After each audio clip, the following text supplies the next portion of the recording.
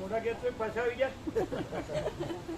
આ તો હવે આજે તો ક્યારે આવ્યું મોઢા ગયા કમાલ છે. કેવું પડે. હા મને એમ થાય કે આટલેથી આવું આમ થાય છે. આ તો જો રામાપુર તો મેના મળી ના પડે બેસી જાય. દોરું કા ગુલામ. વાતો મોટી મોટી કરવાની. એમ શાંતિ ન થાય પ્રભુ. ખોટા રહીને બધી મોટી મોટી વાતો કરીએ તો શાંતિ ન થાય. સાચા રહેવું હોય હવે મરવાના થયા છો એટલે કાંઈ નથી એમ કહીને પ્રકાશ જ રહેવું જોઈએ. એના મને ખબર છે ત્યાં તો હું કહું એમ જ કરવાનું. અરે રામ, આ લોકો કઈ રીતે માણસ તરીકે જન્મ્યાથી જ સમજાતું. આ ગુરુ કર્યા ના વાંચ્યું ને ફર્યા ને આ બધી વાતો કરીને ભાઈ એ નથી. તમે જન્મ્યા જ નથી. તમે કાંઈ થયા જ નથી. ખોટી ઉપાધિ એના પોતના ખાલી ખોટી બધી મથામણ કર્યા કરો. આમ કરો ને આમ કરો ને આમ કરો. જાણે મરવાના જ નથી.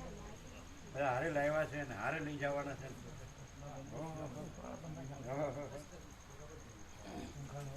અમને ક્યારે રજા આપો છો રામાપુર?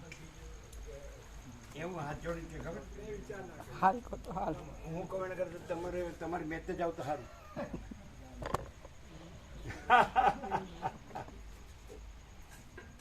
અમારે આવા સાચા માણસો હોય ને, રામ સાચો એક જ છે એટલે વસીતને સાંભળે. આ કીર્તિપ્રભુ પૂછ્યું કે રાજુ પ્રભુ કે છે એટલે શું કે ખબર? ચિદાકાશ, ઈશ્વર અને અહમ 3 છે. એટલે મારે સ્વામીજીને મળવું છે એમ કે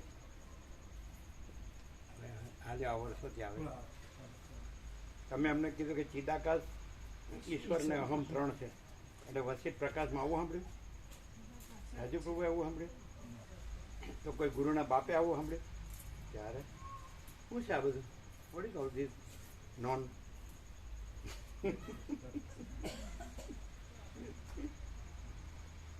શું કેવું હે?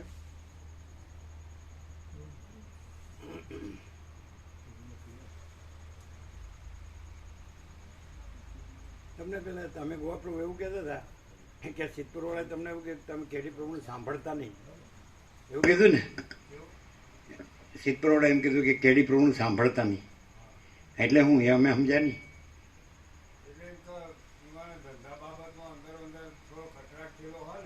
હે હા લે પણ એ અહીં ક્યાં આવ્યું? તો બોલ્યા કેમ? હા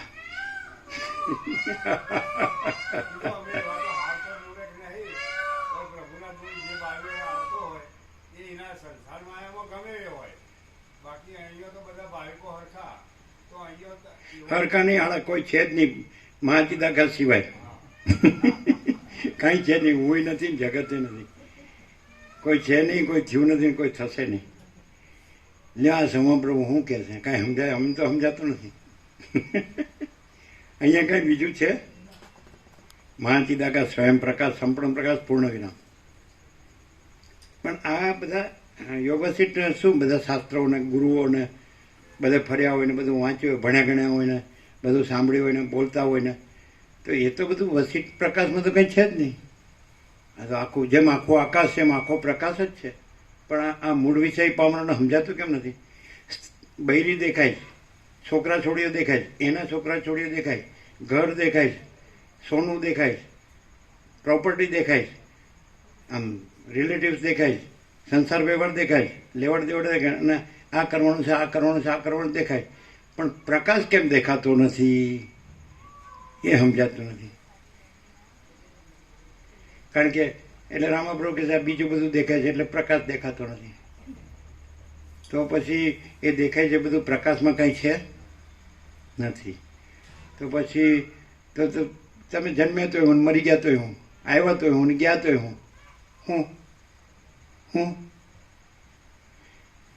એટલે એ લોકોને આઈડિયા આવડી ગયો. પોલિટિશિયન છે ને, એટલે કે આપણે નહીં જઈએ એટલે ઓટોમેટિક સ્વામી જતા રહેશે. તો આપણે તો અત્યારે તૈયાર છીએ. આવી કુટિલતાની જરૂર નથી. No compromise. ગુરુના બાપોનું કાંઈ નથી. Open challenge. કોઈ આમ સત્ય ઝીલી શકતું નથી. એનું કારણ શું?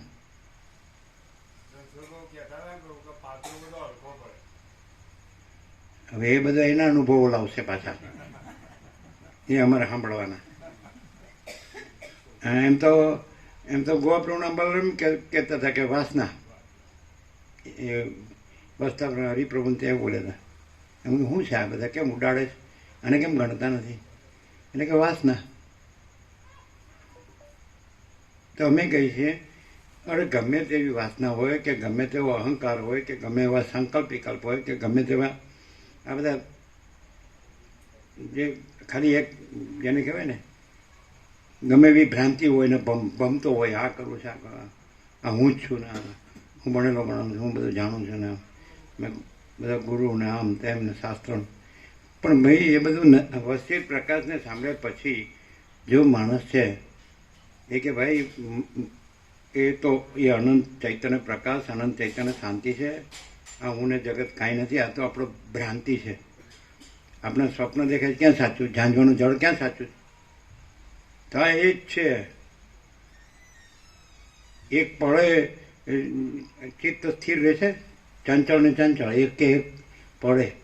આમાં તો સ્થિર રહી શકતું જ નથી પ્રકાશમાં. અને પેલામાં તો સ્થિર છે જ નહીં.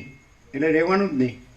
વાસનામાં તો શું અહંકારમાં ને દેહાધ્યાસમાં ને આ સ્ત્રી પુરુષ ને છોકરા છોડીઓને એના છોકરા છોડીઓને એના સંસાર વ્યવહારને એના લેવડ દેવડને અને આપણા ધંધા ને કામ ધંધા આપણા જોબ ને આપણા બિઝનેસ ને આપણા જમીન જાયદાદ ને આપણા આમ સંસારમાં સમાજમાં આપણે આમ ને તેમ ને વોટ ઇઝ ઓલ ધીસ? શું કરવાનું જ તમારે? ગુરુઓ તો તમારું અહમ પોષશે, ખુશામત કરશે, કારણ કે એને તો તમને રાખવા જ, પકડી રાખવા જ. આ તો શું છે હાલા? તમારી પાસે શું છે તમને પકડી રાખે હાલા નક્કામાં? આ લોકોને કાંઈ આમ સાચું ગમતું ન હોય હો. કારણ કે ખોટું છે ને એ સાચું લાગી ગયું ને એને સાચું ગમે નહીં પાછું. કે અમે બરાબર છે, અમે તમે ઓળી કોણ છો? અમે બધું જાણીએ છીએ. અમારા ગુરુએ કહી દીધું એટલે તમે જ પરમાત્મા છો. હો તારી ગુરુનો બાપ. ગુરુ સારો કામિની કાંચનનો ગુલામ હોય અને ગુરુ વળી પરમાત્મા એટલે શું? બોલવાનું. ગુરુના બૈરા છોકરા હોય જ કે નહીં? રામા પ્રભુ હા હોય છે ને, એટલે અમારે છે. તો તે અનંત ચૈતન્ય પ્રકાશમાં બૈરા છોકરા હોય, પ્રોપર્ટી હોય. હા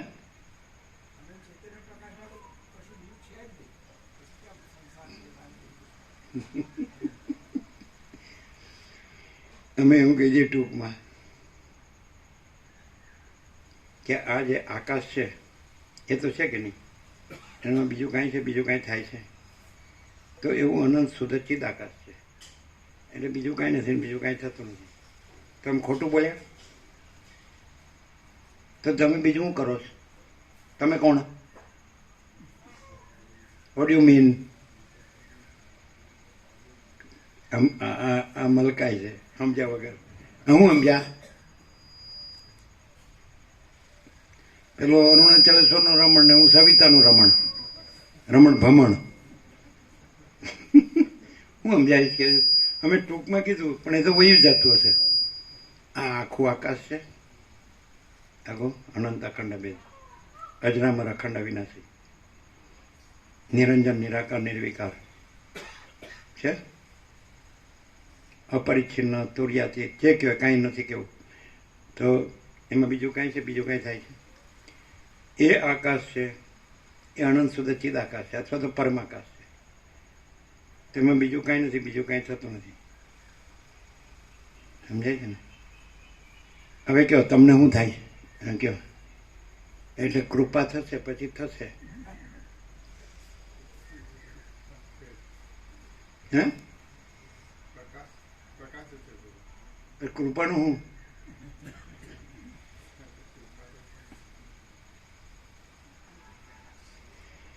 એટલે એમ થાય ને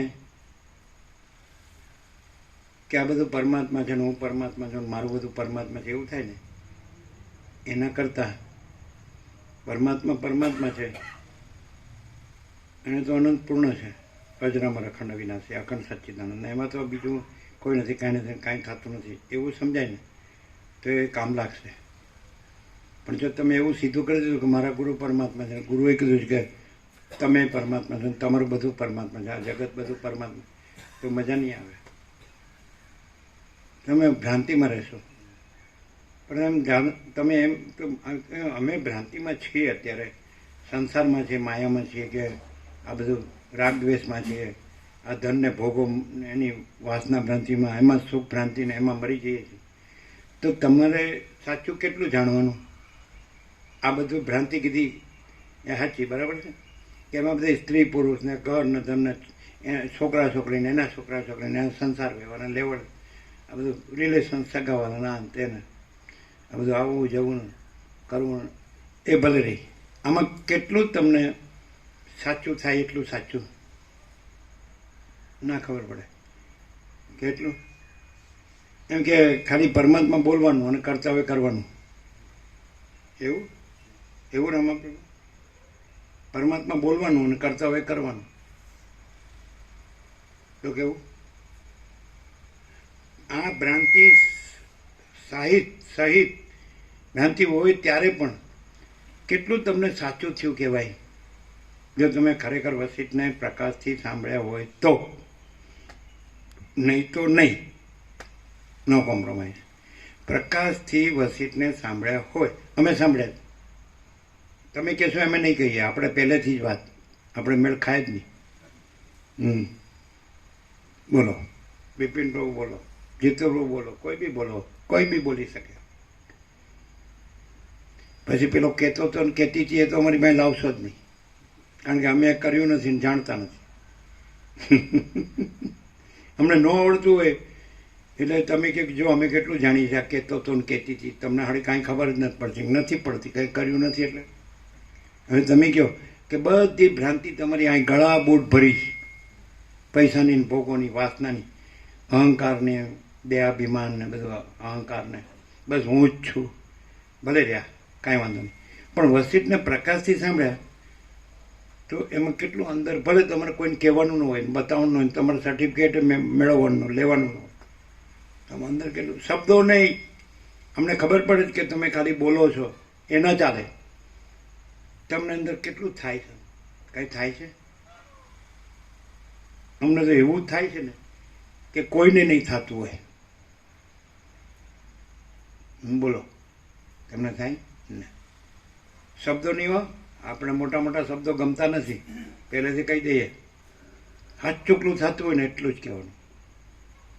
પછી આપણે હોય ન્યા રહ્યા હોય અને આકાશની વાતો કરીએ એ નકામ.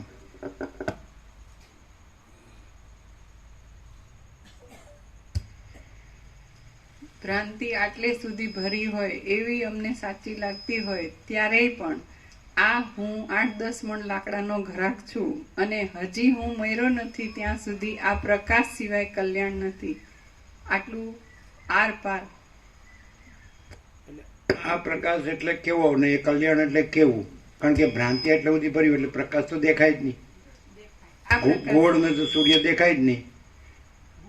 પછી એમ કે સૂર્ય જ સાચો છે ને એમાં જ મારું કલ્યાણ છે ને એટલે હું અહીંયા આવ્યા પછી પ્રભુના પ્રકાશથી એટલી ખબર પડે જ કે જે ભ્રાંતિ છે એ કાંઈ નથી, સાવ કાંઈ નથી. છતાંય વાસના હોય ને પકડી રાખી હોય તો પ્રકાશ એટલે શું? પ્રકાશ એટલે પ્રભુ જે સાક્ષાત પરમ ચિદાકાશ, પરમ જ્યોતિ, અખંડ જ્યોતિ, આખું અનંત અખંડ અભેદ જે પૂર્ણ તત્વ છે એ પ્રકાશ છે. અને એ સિવાય બીજી કોઈ રિયાલિટીમાં બીજું કાંઈ, એ સિવાય રિયાલિટી બીજી નથી અને એ રિયાલિટીમાં બીજું કંઈ નથી. આ પ્રકાશમાં જીવન જેટલું પણ સાચું માનતા હોય તોય બાકીનું જે જીવન છે એ આના સિવાય બીજે ક્યાંય છે તો એ ભ્રાંતિ છે, અને આ છે તો આમાં જીવન જ નથી અને પ્રકાશ પોતે છે, એની પરમ શાંતિ છે.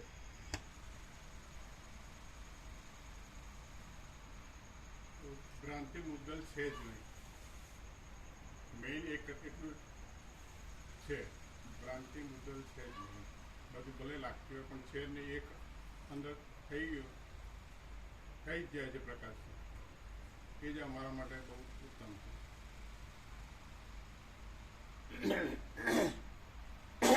એટલે ખાલી બોલવાનું ના સર, એ પ્રમાણે આમ રહેવાનું એ છે, એ પ્રમાણે વર્તવાનું એ છે. શું જીતું પ્રભુ? અમે કહીએ બરાબર. સારું એમ થાય નહીં કે સારો અધ્યાસ રૂટ થઈ ગયો છે એટલે હવે શું કરીએ ને ક્યાં જઈએ? એ સત્સંગ સાંભળવાનો ને હવે જે ભ્રાંતિ રહી છે એ રહી છે, હવે ક્યાં જાય? મામા પ્રભુ કેમ હસ્યા? બોલો, તમારે કાંઈ કહેવાનું? શક્તિ છે મેં કુછ નહીં. મારા આકાશમાં હું શું એ ભ્રાંતિ નીકળી જાય. છેલ્લું શું બોલે જ છે? મા ચિદાકાશમાં હું છું એ જ ભ્રાંતિ નીકળી જાય. પછી જ બોલ્યા કાંઈ.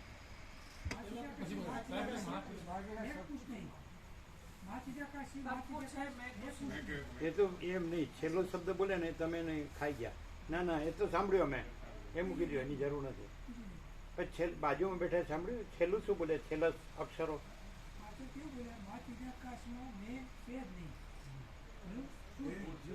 મા ચિદાકાશમાં મેં છે જ નહીં. એ તો સાંભળ્યું, ભ્રાંતિ નથી, એ ભ્રાંતિ નથી. નીકળી જાય, ભ્રાંતિ નીકળી જાય. એવું બોલ્યા. એવું બોલે આકાશ છે મેં કુછ નહીં. પછી એવું બોલ્યા મા ચિદાકાશમાં ભ્રાંતિ, મા ચિદાકાશી મા ચિદાકાશ ભ્રાંતિ નીકળી જાય. મા ચિદાકાશી મા ચિદાકાશથી મેં હું એવી ભ્રાંતિ નીકળી જાય. પ્રકાશ એ તો બરાબર.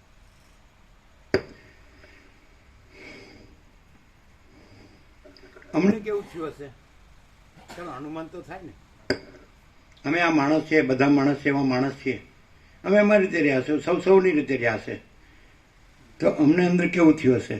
અનુમાન. તમારું તો અનુમાન કહેવાય, સાચું તો ન કહેવાય. અમને અંદર કેવું થયું હશે? બાળપણથી અમને અંદર કેવું થયું હશે? અનુમાન. ચાલો તમારી કલ્પના. હું સ્વયં પ્રકાશ છે, હું એમાં બીજું કે જુદું બીજું નથી એવું. એ તો ફિલોસોફી છે. પ્રેક્ટિકલ તમારે અખંડ આનંદ હંમેશા અનંત સંપૂર્ણતામાં, અને હું સ્વયં પ્રકાશ છું કે હું ભ્રાંતિ નથી એવું તમારે કરવાનું કંઈ ના હોય, કેમ કે આખા અખંડ પોતે જ છો. અનુમાન શું થાય? બધું એવું કહે છે પ્રભુ. અમે એક માણસ, જેમ બધા માણસ છે એમ અમે સામાન્ય માણસ છીએ. બધા પોતપોતાની રીતે છે, એમાં અમે અમારી રીતે છે. તો અમારા વિશે તમારી ધારણા શું થાય? એટલે મોટા મોટા શબ્દો નહીં, એમ કે આ માણસ છે કેવો છે, અથવા એનામાં શું હશે જન્મથી, તો આમ શું અનુમાન થાય? બોલો રામાપ્રભુ. હાજી બોલો.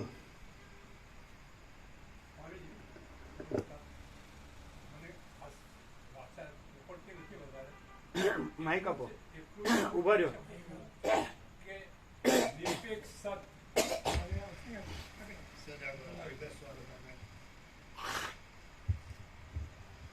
નિરપેક્ષ સતમાં અમે વાંચેલું એ વખતે અમને એવો અનુભવ થયો હતો કે ખરેખર પરમાત્મા સિવાય જો સ્વર્ગનો દરવાજો આવતો હોય તો પણ ખુલવાની તૈયારી નથી. આ શબ્દો વાંચ્યા છે ત્યાંથી અંદરનો જે ભાવ છે, જે અંદરનો ભાવ, એ મને એક જ હૃદયમાં પ્રસરી ગયો છે कि परमात्मा स्वयं परमात्मा ही परमात्मा है, दूसरा कुछ है ही नहीं. बस आटલું હૃદયમાં ઉતરી ગયું.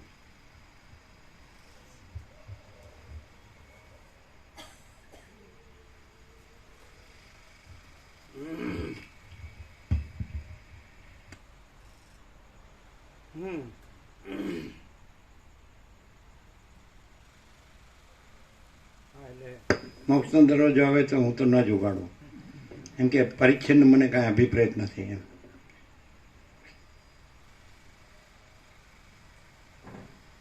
શું અનુમાન થાય કોઈને? બોલો રામાપ્રભુ. આ માણસ છે, બધા માણસ છે, જન્મે છે ને મરી જાય છે. સુખી દુઃખી થાય, હું તો મારું તારું કરે, રાગ દ્વેષ કરે, ભેદભાવ કરે, બધું લેવા દે અને સંસાર વ્યવહાર કરે, બધું કરે, આવે જાય, ઉઠે બેસે, સૂવે જાગે, ખાય પીએ, કોઈ મજાય કરે, સુખી થાય ને દુઃખી થાય, બધું શરીરના ધર્મો છે. તો બાળકે થાય ને યુવાને થાય ને વૃદ્ધે થાય, જન્મે કરો ને મરીએ જાય, આ બધાને માટે કોમન છે, અમે હોય કે કોઈ પણ હોય. તો એનું અનુમાન શું છે? What you say? એટલે કલ્પના નહીં, ભ્રાંતિ નહીં, રિયાલિટી. What is reality? અનંત શુદ્ધ ચિદાકાશ પ્રભુ. હું તો ખરો પ્રભુ જે છે તેનું હું, એમાં અમારે સ્પેશિયલ હું નથી, એવું પ્રભુને પાકું છે. હું છે તે જેનું છે તેનું હું છે. હું તો ઓનું બધાનું પણ એ સાપેક્ષ નથી ને, જેનું છે તેનું છે એવું પ્રભુને પાકું બાળપણથી છે. જે અમને હવે ખ્યાલ આવ્યો કે આ હું અમે નથી, પણ એ સાલો અધ્યાસથી અમુક એવું હું છે એની પર જતું રહેવાય. બાકી અંદર તો પાકું થઈ ગયું પ્રભુથી કે હવે આ હું નથી, જે છે તેનું હું છે. હું તો છે જ, પણ એ હું અમારું નથી ને, એમાં મારું ના હું કે મારું કાંઈ નથી. આ એની પર આરોપ છે, જે કાંઈ આરોપ છે તે એની પર છે, જે છે તેની પર આરોપ કરેલો છે અમને. એ અમને પાકું ખબર પડે. અમે બેટા તો કંઈ સારું કહેવાનું, સારું લખવાનું એવું તો અમે ગણતા જ નથી. સાચું જ અમે ગણીએ. હા, બોલો. અનંત પ્રકાશ, અનંત આનંદ, અનંત શાંતિ. અનંત શુદ્ધ ચિદાકાશ પરમ દિવ્ય જ્યોતિ એ સ્વયં છે.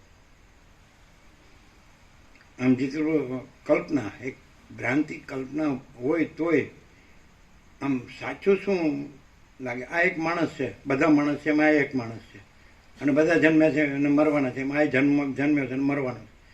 ઓકે, પણ આ માણસમાં શું દેખાય? એમ માણસ તરીકે જુઓ.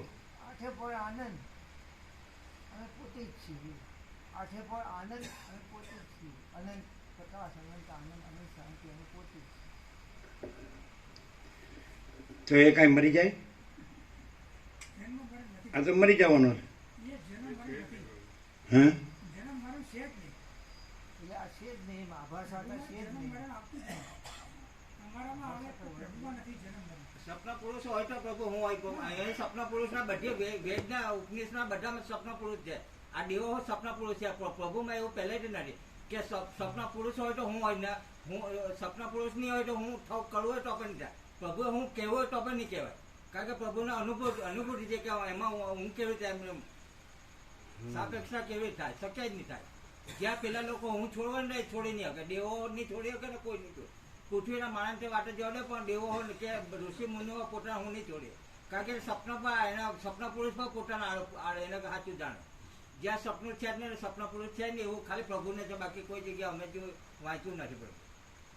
સપના પુરુષ હોય તો હું હોય જ ને, જ્યાં સપના પુરુષ નહીં હોય ત્યાં નિરપેક્ષ હતા જ હોય. એટલે અમે જોઈએ છે પ્રભુને કોઈ હું કરવો હોય તો સંભવ થોડું ના અહીંયા નથી. બહુ એકદમ એક્ઝેક્ટ છે પ્રભુને, ખરેખર ખબર પડે કે એવું છે, એકદમ સહજ છે.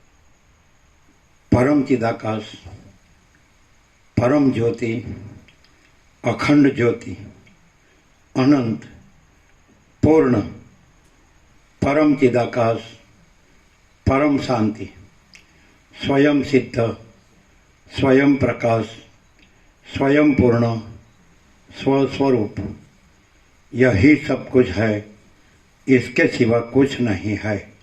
शून्य भास, अनंत कोटि, महाकल्पो है ही नहीं. वशिष्ठ राम, निर्वाण उत्तरार्ध, राउंड 38मो राउंड.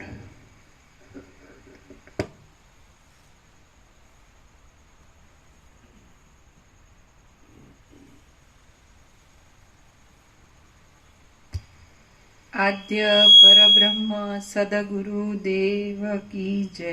એવું થાય જાણો પ્રભુ કે અમે કે ભાઈ પ્રભુ લાભ લઈએ કે ન લઈએ, આ લોકો અહીં રહે કે ન રહે, એથી અમારે કાંઈ ફેર પડતો નથી. એવું થાય તો કેવું થાય પ્રેક્ટિકલી? આમ સારું લગાડવાની, અમે અહીંયા આવીએ કે ન આવીએ, અને તમે અહીં રહો કે ન રહો, એથી અમારે કાંઈ ફેર પડતો નથી. અમારે જગ્યા હતી એ છે ને રહેશે. એવું તો કેવું? જે હોય સાચું કહી દેવાનું. અંદર કુછ બહાર કુછ બોલના કુછ કરના કુછ એ ન ચાલે. આમાં તો નો કોમ્પ્રોમાઇઝ. આ પ્રકાશ જે અનુભવાય છે એ અનુભવનાર જુદો નથી શાશ્વત એના જે વલખા માર્યા છે એના પાકા નિર્ણય પર એ જવાય કે આ સિવાય બીજું કંઈ છે નહીં, અને જો બીજામાં રખડપટ્ટી કરી તો અનંત ભાવની રઝળપટ્ટી છે. એટલે આ જે પ્રકાશ પડ્યો છે એ બહુ મહત્વપૂર્ણ હોય તો જ જીવને મળે, અને આ સિવાય કોઈ ઉઘાડ થયો નથી. ગુરુએ તો આજ દિવસ સુધી વાડામાં પૂર્યા છે અને બકરા ગેટા થઈને જીવ્યા છીએ. પણ આ શાશ્વત સિંહ પણ કંઈથી પ્રાપ્ત થાય જ છે, અને આ સિંહ પણ હોય સિવાય કાંઈ મળે એમ નથી. અને આ ગણના છે એ આ દિવસ સુધી જે અમને તો એમ લાગે આ દિવસ સુધી કોઈ આ સિંહ ગણના કે તું જ ભગવાન છે, તું શાશ્વત છે, તું પરમ આકાશ છે, એ વાત આ દિવસ સુધી કોઈ ક્યાંથી સાંભળવા નથી મળી. શાસ્ત્રો ગુરુએ બધી જે કંઈ કહ્યું છે એમાં ક્યાંક ને ક્યાંક સંશય, કંઈક અહમ, આ બધું મોટું થતું ગયું, અમારું વધતું ગયું, અને એમ કરતાં કરતાં અત્યાર સુધીનો જે જીવનનો કાળ હતો એ કેમ કે વેસ્ટમાં ગયો, નકામો ગયો.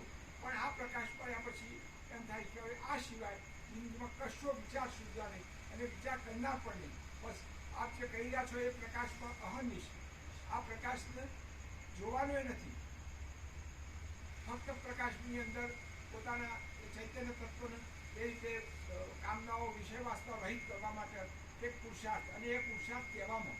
બાકી અહીંયા સતત રહીએ તો ચોક્કસ વિશ્વાસ છે એક દિવસ સ્વસ્થિતિને પ્રાપ્ત કરવામાં કોઈ રોકી શકે નહીં. કારણ કે આમાં જે રીતે અત્યાર સુધી થતું હતું, અને આ દેહને તો ગમે તે હોય, કારણ કે આ દેહ છે જ નહીં. આ પ્રકાશમાં કંઈ વિગત અથવા તો બીજું ને ત્રીજું ને હું ને આ ને તે ને આજના જે લૌકિક સંસારિક વ્યવહારિક જે કંઈક સંબંધો છે એ તો છે જ નહીં. એ માન્યતાની અંદર જ ફસાઈ જઈ અને સત્યથી અને શાશ્વતથી દૂર રહ્યા છે. પણ હવે આ પ્રકાશથી એટલું નક્કી થઈ ગયું કે આ દુનિયા જે કંઈ હોય એની સાથે કંઈ લેવા દેવા નથી. આ પ્રકાશ સર્વસ્વ છે, શાશ્વત છે, અનંત છે, અને એ પ્રકાશમાં રહી જીવનને ખૂબ આનંદ, શાંતિ અને એમાં રહેવું, એ અંદરનો ભાવ થયા કરે. આ દેહ ભાવ તો રહ્યો જ નથી. આ દેહને જે કંઈ થતું હોય એ છે જ નહીં. અહીંયા આ પ્રકાશમાં ચોખ્ખું કે આ મૂળ પ્રકાશ છે, શાશ્વત પ્રકાશ છે. આપે કહ્યું એમ, આપે એ કહેવામાં, બાકી આ જે આકાશ છે એ જે દિવસે આ પૃથ્વી પર અવતરણ થયું એ દિવસથી એની અંદર કોઈ બીજું સહેજ પણ બીજું કશું જોવા મળ્યું નથી. અને આજે જે પ્રકાશ છે એ આ દિવસથી કોઈને ક્યાંય પ્રાપ્ત થયો નથી. આ પ્રકાશ હતો જ, અહીંયા જ મળ્યો નહીં, હતો જ, પણ એ બફમમાં રહ્યા, પરમાં રહ્યા, ભ્રાંતિઓમાં રહ્યા, અને ભ્રાંતિ હતી નહીં. પણ અહીંયા પ્રકાશથી થયું કશું છે જ નહીં. તું જે છે સર્વસ્વતાની અંદર બિરાજમાન છે, ચૈતન્ય પ્રકાશ એ જ છે. એટલે એ જે પાકું થયું અથવા તો એના માટેનો દ્રઢ મનોબળ અને મક્કમતા થઈ કે અહીં સિવાય ક્યાંય થાય એમ નથી, અને અહીં અમને થઈ છે. અને એટલે જે ગણવાય વિવેક પ્રભુએ વ્યવહારિક ભલે દીકરો લાગતા હોય, પણ અંદરથી તો એમ થાય કે એ ક્યાં દીકરો, પત્ની, પરિવાર એ ત્યાં હતું જ. આ એક શાશ્વત ચૈતન્ય પ્રકાશ સિવાય કશું છે જ નહીં. અને એ જ ભાવમાં રહેવા માટેનો ખૂબ અંદરથી એક નાની અને ભાવ રહ્યા કરે. બસ પ્રભુ પધાર્યા છે, પ્રભુનું સાનિધ્ય એ જ અમારી જે ગણો મુક્તિ તો કહેવામાં, બાકી મુક્ત જ છીએ. પણ આ પ્રકાશથી જો વંચિત રહ્યા તો રજાપતિ છે, અને દુઃખ અને યાતના સિવાય કંઈ નથી. એટલે આ પ્રકાશ તો અમે કદી ન છોડાય, ક્યારે પણ એમાંથી દૂર ન જઈએ, એ મારી અંદરની ભાવના છે. અને આ પ્રકાશ અમે હંમેશા અમારો બેડો પાર કરી દેશે એ કહેવામાં. બાકી તો જે આપ કહી રહ્યા છો એ તો આજ દિવસ સુધી શાસ્ત્રોમાં નથી પડ્યું, અને કોઈ ગુરુના મુખે નહીં મળ્યું. અને આ સાનિધ્ય આ રહીએ છીએ ને ત્યારે આ વશિષ્ઠ પ્રકાશ ભવનના બહારની દુનિયા પણ અત્યારે અહીંયા બેઠા પછી શું છે એનો સહેજ પણ અણસાર નથી આવતો. એટલે એ ભાવ અમારો રહ્યો છે પ્રભુ. અને અમારી ભૂલો કંઈ થતી હશે ગમે તે, પણ અમે એ પણ આપણે ક્ષમા માગી લઈએ. એ તો અમારી શું કહેવાય કે અનંતભાવની જે વાસ્તાઓ દ્વૈતમાં રહ્યા એના કારણે ક્યાંક ભૂલ થતી હોય. બાકી આ પ્રકાશ મળ્યા પછી દ્રઢ નિશ્ચય થયો છે કે આ પ્રકાશ એના સિવાય બીજું કશું છે જ નહીં. બીજામાં જે પેઠાને માન્યતામાં કર્યું એ બધું રજૂ કાઢશે, અને એ છે જ નહીં. અને છતાં એનો માનીને બેસી ગયા છીએ, અને એ દ્રઢ થઈ ગયું છે. એને છોડતા તો આ પ્રકાશ સિવાય એમાં અજવાળું થવાનું નથી. આ પ્રકાશ જેટલો મળતો જશે એમ એ બધા અંધકાર મળતા જશે. એટલે છે જ નહીં, પણ એવો અંદરના ભાવ થાય કે આ પ્રકાશ જેટલો અનુભવ હશે અથવા તો જેટલું સાનિધ્ય પ્રાપ્ત થશે. અને અમે તો પ્રભુ આપણે વિનંતી કરીએ, અમારો અંદર હૃદયમાં ક્યારે એવો ભાવ નહીં થાય કે પ્રભુ આના માટે અમારે કશું જોઈતું જ નથી, પ્રભુ પોતાને અમારા માટે સર્વસ્વ છે.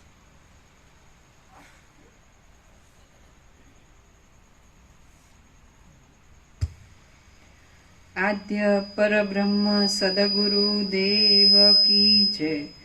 ઓમ શ્રી પરમાત્મને નમઃ. સદગ્રંથોમાં શિરોમણી શ્રી યોગ વાસિષ્ઠ મહારામાયણ નિર્વાણ પ્રકરણ ઉત્તરાર્ધ, પેજ નંબર 1284, સર્ગ 47મો, મોક્ષના સાધનો અને વૈરાગ્યની પ્રાપ્તિ. આ 47મા સર્ગમાં ફરીવાર પણ વિસ્તારથી મોક્ષના સાધનોનો ક્રમ વર્ણવતા પેજ નંબર 1284. આ 47મા સર્ગમાં ફરીવાર પણ વિસ્તારથી મોક્ષના સાધનોનો ક્રમ વર્ણવતા દ્રઢ વૈરાગ્ય પ્રાપ્તિ સુધીનું વર્ણન આપવામાં આવશે. વસિષ્ઠ બોલ્યા, સંસારરૂપી ભારથી ખૂબ થાકી ગયેલો અને મરણ મૂર્છા આદિ અનેક સંકટોમાં આળોટનારા શરીરને ધારણ કરી રહેલો જે પુરુષ શાંતિ મેળવવા ઈચ્છતો હોય તેનો આ ક્રમ હું કહું છું તે તમે સાંભળો. કોઈ કારણને લીધે અથવા વિના કારણે વિવેકનો એકાદો અંકુર પોતાના હૃદયમાં ઉત્પન્ન થાય છે ત્યારે તાપ વડે તપેલા પુરુષો જેમ ઉત્તમ છાયાવાળા અને રસ્તાના શ્રમને હરનારા માર્ગના વૃક્ષોનો આશ્રય લે છે, તેમ એ મુમુક્ષુ પુરુષ મહાત્માઓનો આશ્રય લે છે. જેમ માર્ગે ચાલનારો કોઈ પથિક પોતાને કાંઈ પ્રયોજન ન હોવાને લીધે યજ્ઞના યુપને દૂરથી જ છોડી દે છે. યુપની નીચે ટાંચ છે. યજ્ઞમાં પશુને બાંધવાનો જે સ્તંભ હોય છે તેને યુપ કહેવામાં આવે છે.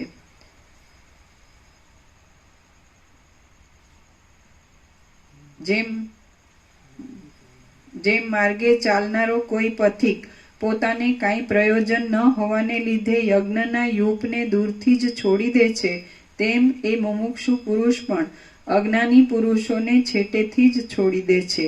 તે તો વિદ્વાન પુરુષોના માર્ગને અનુસરીને સ્નાન, દાન, તપ અને યજ્ઞ વગેરે શુભ કર્મ કરતો રહે છે. જેમ ચંદ્રબિંબ અમૃત ધારણ કરે છે, તેમ એ વિવેકી પુરુષ પણ પરિણામે લોકોનું હિત કરનારા, આનંદ ઉપજાવનારા, પોતાને યોગ્ય, આપોઆપ આવી મળેલ અને રમણીય એવા વ્યવહારને ધારણ કરે છે. બીજા ઉત્તમ પુરુષોની બુદ્ધિને અનુસરીને ચાલનારો, પારકા મનોરથોને પૂરનારો, પવિત્ર કર્મોમાં શ્રદ્ધાવાળો અને ભવ્ય એવો વિવેકી પુરુષ શાંતિપૂર્વક તથા અપૂર્વ રીતે વ્યવહારમાં પ્રવૃત્ત રહે છે. વિવેકી પુરુષની અભિનવ સંગતિ માખણના મુખ્ય આશ્રયરૂપ દહીંના પિંડાની જેમ સ્વચ્છ, સ્નિગ્ધ, મૃદુ, મધુર અને મનોહર હોય છે અને તે મનુષ્યના ચિત્તમાં સુખ ઉત્પન્ન કરે છે. ચંદ્રમાના કિરણોના સમૂહની પેઠે શીતળ અને પવિત્ર એવા વિવેકી પુરુષના ચરિત્રો મનુષ્યના ચિત્તને અંદર શીતળ કરી દે છે. જેવી નિર્ભય વિશ્રાંતિ સત્સંગતિમાં મળે છે, તેવી નિર્ભય વિશ્રાંતિ પુષ્પ સમૂહ વડે શોભી રહેલા ઉદ્યાન ખંડોમાં પણ મળતી નથી. વિવેકી પુરુષોના સમાગમો મંદાકિની ગંગાના જળની જેમ પાપો ધોઈ નાખે છે અને પવિત્રતા અર્પે છે.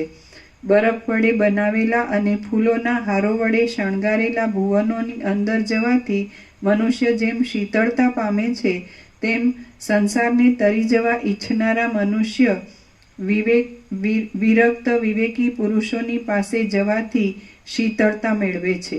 જે અમર ઉદારતા વિવેકી પુરુષની અંદર જોવામાં આવે છે, તે દેવ કન્યાઓ, ગંધર્વ કન્યાઓ કે માનવ કન્યાઓમાં કોઈ જગ્યાએ નથી. ક્રમને અનુસરીને કરેલા નિષ્કામ કર્મથી બુદ્ધિ વિશુદ્ધિને પ્રાપ્ત થાય છે અને અરીસો જેમ પ્રતિબિંબિત પદાર્થોને પોતાની અંદર પ્રતિબિંબ રૂપે ગ્રહણ કરી લે છે, તેમ એ શુદ્ધ બુદ્ધિ પણ શાસ્ત્રના સદુપદેશને હૃદયમાં સ્થિર કરી દે છે. જેમ કોઈ મોટા અરણ્યમાંની કેળ મૂળ, અંકુર આદિના વિસ્તારથી ઊંચી વધે છે, તેમ વિવેકી પુરુષની અંદર સારા શાસ્ત્રોના અર્થરૂપી રસ વડે સુંદરતાવાળી તેની શુદ્ધ બુદ્ધિ ઉન્નતિ પામે છે. નિર્મળ બુદ્ધિ અરીસાની પેઠે પોતાની અંદર પ્રતિબિંબિત થઈ રહેલા સર્વ પદાર્થોને મનોમય રૂપે જ અનુભવે છે. અગ્નિમાં શુદ્ધ થનારું કોઈ દિવ્ય વસ્ત્ર તેની અંદર રહેલો મેલ બળી રહ્યા પછી કાઢી લેવામાં આવે છે અને તે જેમ સ્વચ્છ તથા બહુ કાંતિમાન દેખાય છે, તેમ સત્સંગતિથી શુદ્ધ ચિત્તવાળો થયેલો અને શાસ્ત્ર વિચારથી વિશુદ્ધ બનેલો વિવેકી પુરુષ પણ બહુ શુદ્ધ અને કાંતિવાળો દેખાય છે. સોહામણા સોનાના જેવી કાંતિવાળા અને વિશ્વમાં વિમળ પ્રકાશ કરનારા સૂર્યનારાયણ વડે જેમ આ આખું જગત શોભી રહ્યું છે, તેમ મહાત્મા પુરુષ પણ કાંચન વર્ણી કાંતિવાળા અને નિર્મળ પ્રકાશ કરનારા પોતાના તેજથી અત્યંત શોભે છે. વિવેકી પુરુષ શાસ્ત્ર અને સત્સંગતિનો એટલો બધો પરિચય રાખે છે કે અત્યંત અભિનિવેશને લીધે સ્વપ્નમાં પણ તેને જ અનુભવે છે. વિવેકી પુરુષ ક્રમે કરીને સજ્જનતા પ્રાપ્ત કરે છે. શાસ્ત્રમાં કહેલા શમ દમ આદિ ઉત્તમ ગુણો વડે પૂર્ણ રહી ભોગોનો દોષ બુદ્ધિ વડે તિરસ્કાર કરે છે અને કેમ જાણે પાંજરામાંથી છૂટો થયેલો હોય તેમ બંધન વિનાનો થઈ રહે છે. ચંદ્રમા વડે જેમ તારાઓનું મંડળ શોભે છે, તેમ ભોગોની લાલસારૂપી દુર્ભાગ્યનો પ્રતિદિન ત્યાગ કરનારા એ વિવેકી પુરુષ વડે તેનું આખું કુળ દીપી નીકળે છે. જેમ રાહુથી મુક્ત થઈ ગયેલા ચંદ્રમાની કાંતિ કંઈક અપૂર્વ રમણીય હોય છે, તેમ એ વિવેકી પુરુષના મુખની કાંતિ પણ ભોગોને વિશે મમતા વિનાની હોવાથી કંઈક અપૂર્વ રમણીય જોવામાં આવે છે. દેવતાઓ જેમ સ્વર્ગલોકમાં કલ્પવૃક્ષની પ્રશંસા કરે છે, તેમ એ ત્રણેય લોકને તૃણની પેઠે તુચ્છ ગણનારા મહાન પુરુષો પણ વિવેકી પુરુષની પ્રશંસા કરે છે. પ્રાપ્ત થયેલા ભોગોનો દ્વેષ કરતા કોઈ વખત તેને પોતાના ચિત્તમાં લજ્જા થાય છે, તેથી ભોગોની પ્રાપ્તિમાં તેને એટલો બધો સંતોષ થતો નથી, પરંતુ ભોગોની પ્રાપ્તિ જ ન થાય તો તેથી તે ઉલટો વિશેષ પ્રસન્ન રહે છે. જેમ અધમ જાતિનો પુરુષ દૈવ યોગે પૂર્વજન્મનું સ્મરણ સાંપડતા તેને હસી કાઢે છે, તેમ રાગ આદિ દોષોથી ભરેલી તથા ભોગોમાં ઉત્કંઠા હોવાથી ચપળતાવાળી પોતાની સર્વ પૂર્વ ક્રિયાઓ સાંભળી આવતા વિવેકી પુરુષ પણ ખેદપૂર્વક મોં મલકાવે છે અને અંદરથી ઉપહાસ કરે છે. લોકો જેમ પૃથ્વીમાં ઉદય પામેલા બીજના ચંદ્રમાનું દર્શન કરે છે, તેમ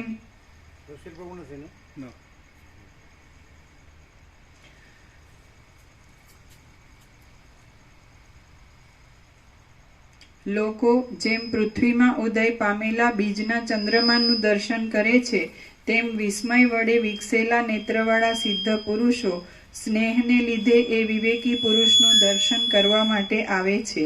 એ વિવેકી પુરુષ ભોગોનો નિરંતર અનાદર કરે છે. સિદ્ધ મહાત્મા પુરુષોની પાસેથી પ્રાપ્ત થયેલા અને યોગ્ય આરંભવાળા સિદ્ધિ આદિ ભોગોને પણ તે પોતાની યોગ્યતાવાળી વિરક્ત બુદ્ધિ વડે બહુ માન આપતો નથી. જેમ શરદ ઋતુમાં પરિપક્વ થનાર કોઈ વૃક્ષ પોતાનો પરિપાક આવી જતા અંદર નીરસ થઈ જાય છે, તેમ જડતાથી રહિત થઈ રહેલા અને આત્માના સ્વરૂપને ઓળખી ગયેલા એ વિવેકી પુરુષને અંદર પ્રથમ સંસાર સંબંધી વૈરાગ્ય જ ઉત્પન્ન થાય છે અને પછી જેમ સ્વસ્થતાને ઈચ્છનારો કોઈ દુઃખી પુરુષ વૈદ્યનો આશ્રય કરે, તેમ તે પોતાની મેળે જ ઉત્તર કાળમાં પોતાનું શ્રેય થવા માટે સત્સંગતિનો આશ્રય કરે છે. જેમ કોઈ મોટો હાથી મહા સ્વચ્છતાવાળા મોટા તળાવમાં નિમગ્ન રહે છે, તેમ એ મહાન પુરુષ સત્સંગતિ વડે ઉદાર બુદ્ધિવાળો થઈ જઈ શાસ્ત્ર વિચારમાં અને શાસ્ત્રમાં બતાવેલા શમ દમ આદિ શુભ ગુણોમાં નિમગ્ન રહે છે. જેમ સૂર્યનારાયણ મનુષ્યોને પોતાના પ્રકાશ વડે સુખી કરે છે, તેમ સજ્જન પુરુષ પણ પોતાની પાસે આવેલા વિવેકી પુરુષને વિપત્તિઓમાંથી તારીને તેને સંપત્તિ યુક્ત કરે છે. વિવેકી પુરુષને પ્રથમ તો પર દ્રવ્ય લેવાની ઈચ્છા વિરામ પામી જાય છે અને માત્ર ઈશ્વરે પોતાને જે કંઈ આપેલ હોય તેટલાથી જ તેને સંતોષ થાય છે. પારકું દ્રવ્ય લઈ લેવાની ક્રિયાથી વિરામ પામેલો અને સંતોષરૂપી અમૃત વડે ભરપૂર થઈ રહેલો વિવેકી પુરુષ ક્રમે કરી પોતાના સ્વાર્થની પણ ઉપેક્ષા કરવા ઈચ્છે છે. કોઈ યાચના કરવા આવે તો તે દાણા, ખોળ અને શાક આદિ પણ આપી દે છે. તેમજ ત્યાગના અભ્યાસના યોગથી તે યાચકને પોતાનું માંસ પણ આપે છે. જેમ ઘોડા વગેરે દોડનારા પ્રાણીઓને ગાયનું પગલું ઠેકી જવું એ સાવ હળવું લાગે છે, તેમ વિવેકને અનુસરવાથી ક્રમે કરી પરમાત્મામાં જ વિલીન ચિત્તવાળા થયેલા વિવેકી પુરુષોનું અજ્ઞાન પણ ધીરે ધીરે હળવું થઈ જઈ ક્રમે કરી ક્ષય પામે છે. પ્રથમ તો વિવેકી મુમુક્ષુ પુરુષે પરદ્રવ્ય લઈ લેવાની ક્રિયાથી વિરામ પામવાને યત્નપૂર્વક અભ્યાસ કરવો અને પછી વિવેક વડે પોતાના સ્વાર્થમાં પણ અનાસક્ત રહેવાની ટેવ પાડવી. ઉપર પ્રમાણે કર્યા પછી ક્રમે કરી કુશળતાવાળા વિવેકી પુરુષો ભોગોનો ત્યાગ કરી દેવાની સાથે સ્વાર્થનો પણ ત્યાગ કરી દે છે અને તેથી તેમને પરમ ઉત્તમ પદમાં શાંતિ મળે છે. જીવતા સુધી દ્રવ્ય ભેગું કરવામાં જેવું દુઃખ રહેલું છે તેવું દુઃખ આ જગતમાં અને કરોડો નરકોમાં પણ નથી. સ્વાર્થનું ઉપાર્જન કરનારા પુરુષને બેસવામાં, સૂવામાં, ઉઠવામાં, જવામાં, રમવામાં અને જન સમુદાયમાં જે કાંઈ દુઃખ થાય છે તેમજ જે કાંઈ ચિંતા થાય છે તેને નિરંતર આધિ તથા ચિંતામાં જ નિમગ્ન રહેનારા એ મૂઢ પુરુષો જ ભલે જાણો.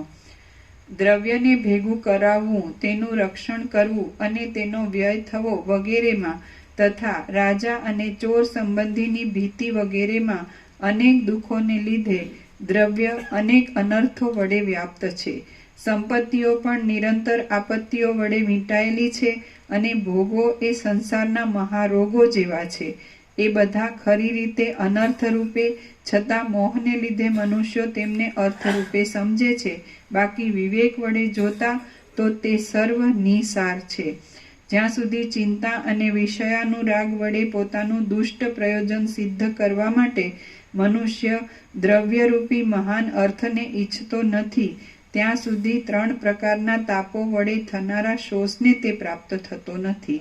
ઘણા લાંબા કાળ સુધીના અનંત સર્વોત્તમ મોક્ષ સુખને જે ઈચ્છતો હોય તેણે ધનને જગતરૂપી તૃણની એક શિખા જેવું અને અતિ તુચ્છ સમજવું, તેમજ તૃષ્ણાને ત્યજી દઈ શાંત થઈને રહેવું.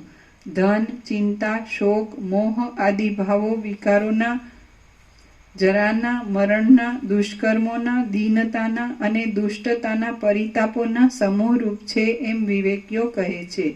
આ જગતમાં જરા અને મરણ વડે વીંટાયેલા મનુષ્યોને અજરામર કરવા માટે સંતોષ એ જ પરમ રસાયણ રૂપ છે. એક બાજુ વસંત ઋતુ, નંદનવન, ચંદ્રમા તથા અપ્સરા એ સર્વને રાખીએ અને બીજી બાજુ માત્ર એક સંતોષરૂપી અમૃતને રાખીએ તો એ બંને સમાન સુખને આપનારા કહેવાય છે. જેમ વર્ષા ઋતુ વડે તળાવ છલોછલ ભરાઈ જાય છે તેમ સંતોષ વડે અંતઃકરણ પૂર્ણ થઈ રહે છે. વૃક્ષ જેમ વસંત ઋતુ વડે પ્રફુલ્લ થઈ રહે છે તેમ સુશીલ વિવેકી પુરુષ પણ સંતોષ વડે પ્રફુલ્લ રહે છે.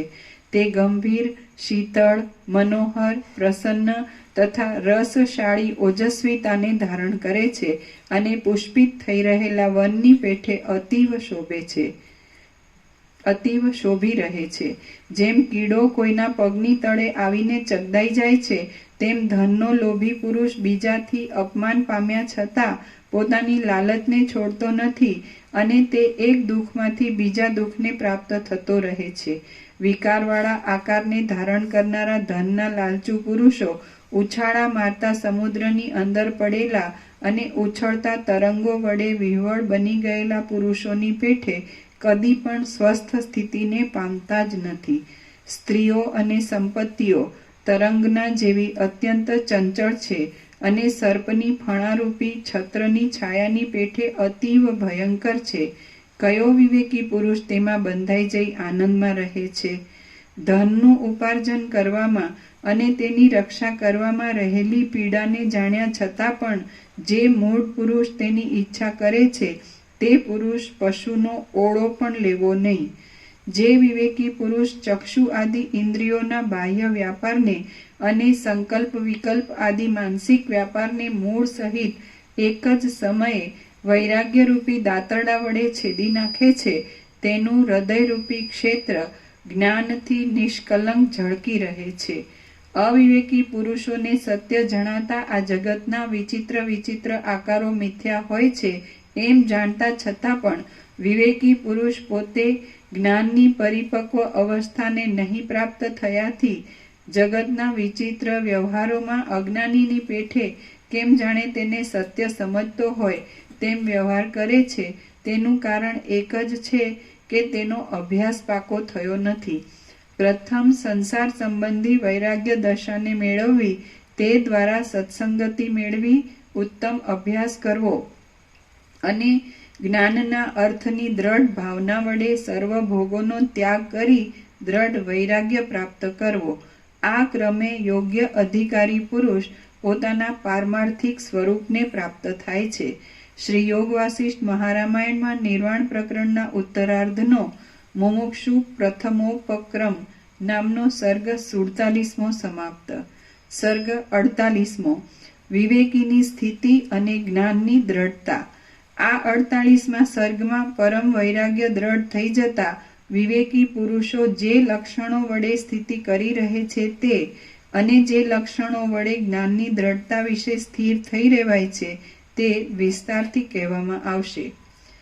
વસિષ્ઠ બોલ્યા, સંસાર ઉપરનો વૈરાગ્ય દ્રઢ થવાથી, નિત્ય સત્સંગતિ રહેવાથી, બુદ્ધિ વડે શાસ્ત્રના શુભ અર્થની ભાવના કરવાથી, ભોગોને વિશે તૃષ્ણા ન રહેવાથી, વિષયો વિરસ જણાવાથી, સજ્જનતાનો ઉદય થવાથી, પ્રકાશ પ્રકટવાથી,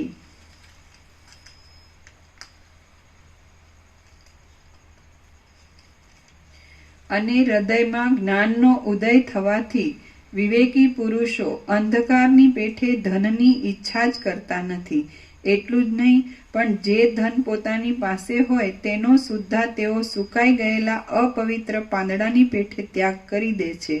જેમ વટે માર્ગુ પોતાની દ્રષ્ટિમાં રસ્તાની અંદર ઉપયોગી જણાતા પાત્ર આદિ સાધનોને ઉપાડવાની અશક્તિને લીધે તેમને છોડી દે છે, તેમ વિરક્ત પુરુષને સ્ત્રી વર્ગ, બંધુ વર્ગ વગેરે ભારરૂપ લાગે છે અને છોડી દે છે.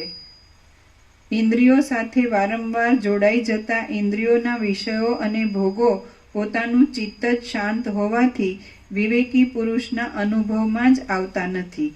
એકાંત સ્થાનો, દિશાઓના અંતો, તળાવો, જંગલો, બગીચાઓ, પવિત્ર પુણ્ય ક્ષેત્રો, પોતાના ઘરો, સ્નેહી સંબંધી વર્ગના ક્રીડાવાળા વિલાસો, સુંદર બગીચાઓમાં ગોષ્ઠી કરવી અને શાસ્ત્ર તર્ક વગેરેના વિચારો કરવા ઇત્યાદિ દૈવયોગથી થઈ આવે છે તો પણ વિવેકી પુરુષને તેમાં કશી આસક્તિ જ હોતી નથી. તેથી તેમનું ચિત્ત ઘણા લાંબા કાળ સુધી તેમાં ચોંટી રહેતું નથી, પરંતુ શમ, દમ આદિ સાધન સંપન્ન પોતાના આત્મસુખમાં જ રમણ કરનાર, મન ઇન્દ્રિય વગેરેની ચેષ્ટાથી રહિત અને જ્ઞાનને જ સર્વશ્રેષ્ઠ માનનાર એ વિવેકી પુરુષ કોઈ જ્ઞાતાને જ શોધ્યા કરે છે. જેમ કોઈ અભ્યાસી તારો અભ્યાસના બળથી અતિ ગંભીર જળમાં પણ પ્રવેશ કરી શકે છે, તેમ તારો એટલે તારનાર. જેમ કોઈ અભ્યાસી તારો તારનાર અભ્યાસના બળથી અતિ ગંભીર જળમાં પણ પ્રવેશ કરી શકે છે, તેમ એ વિવેકી પુરુષ પણ શાંતિમાં રહી પોતાની મેળે જ પરમ પદમાં શાંતિ લે છે. શાંત ચિદાત્મા જ બહાર અને અંદર સર્વ દ્રશ્ય વર્ગને આકારે વિવર્ત રૂપે થઈ રહેલા છે, તેથી તેનાથી જુદો બીજો કશો અર્થ સંભવતો જ નથી. આમ જે નિશ્ચયપૂર્વક અપરોક્ષ અનુભવ થાય તે જ પરમ પદ છે. ચૈતન્ય આત્માની સત્તા વિના તેનાથી જુદા બીજા કોઈ પદાર્થનું અસ્તિત્વ નથી, તેમ સાવ શૂન્ય પણ નથી. આ વાત અંદર અપરોક્ષ રીતે અનુભવમાં આવવી એ જ પરમ પદ રૂપ છે, એમ પંડિતો કહે છે. પદાર્થ માત્ર એક અદ્વિતીય ચૈતન્ય તત્વમાં પરિણામે એક રસ રૂપે રહેલા છે, તેથી સાવ શૂન્યતા પણ નથી અને પદાર્થો પણ નથી. વળી જ્ઞેય વસ્તુનો અભાવ હોવાથી ચૈતન્ય તત્વથી જુદું જ્ઞાન પણ નથી. આમ સમજાઈ જવું એ જ પરમપદ રૂપ છે એમ તમે સમજો. જેમ પાષાણની અંદર પાણી કશી અસર કરી શકતું નથી, તેમ પોતાના આત્મ સ્વરૂપમાં જ કેવળ શાંતિ મેળવનાર અમનસ્ક સત્પુરુષોના ચિત્તમાં પણ વિષયો કશી અસર કરી શકતા નથી. અમનસ્ક પાષાણને જેમ દૂધ રુચિ ઉત્પન્ન કરી શકતું નથી, તેમ એ અમનસ્ક મહાશયને પણ વિષયો રુચિ પેદા કરી શકતા નથી. ચિત્તની નિરુદ્ધ અવસ્થાને નીચે ટાંચ છે. યોગશાસ્ત્રમાં ચિત્તની 5 ભૂમિકાઓ અવસ્થાઓ બતાવી છે, જેમ કે ક્ષિપ્ત, મૂઢ, વિક્ષિપ્ત, એકાગ્ર અને નિરુદ્ધ. આમાં સર્વ વૃત્તિઓના નિરુદ્ધવાળી છેલ્લી અવસ્થા નિરુદ્ધ પદ વડે કહેવામાં આવે છે. આ વિશે સવિસ્તર જોવું હોય તેણે યોગશાસ્ત્ર જોવું.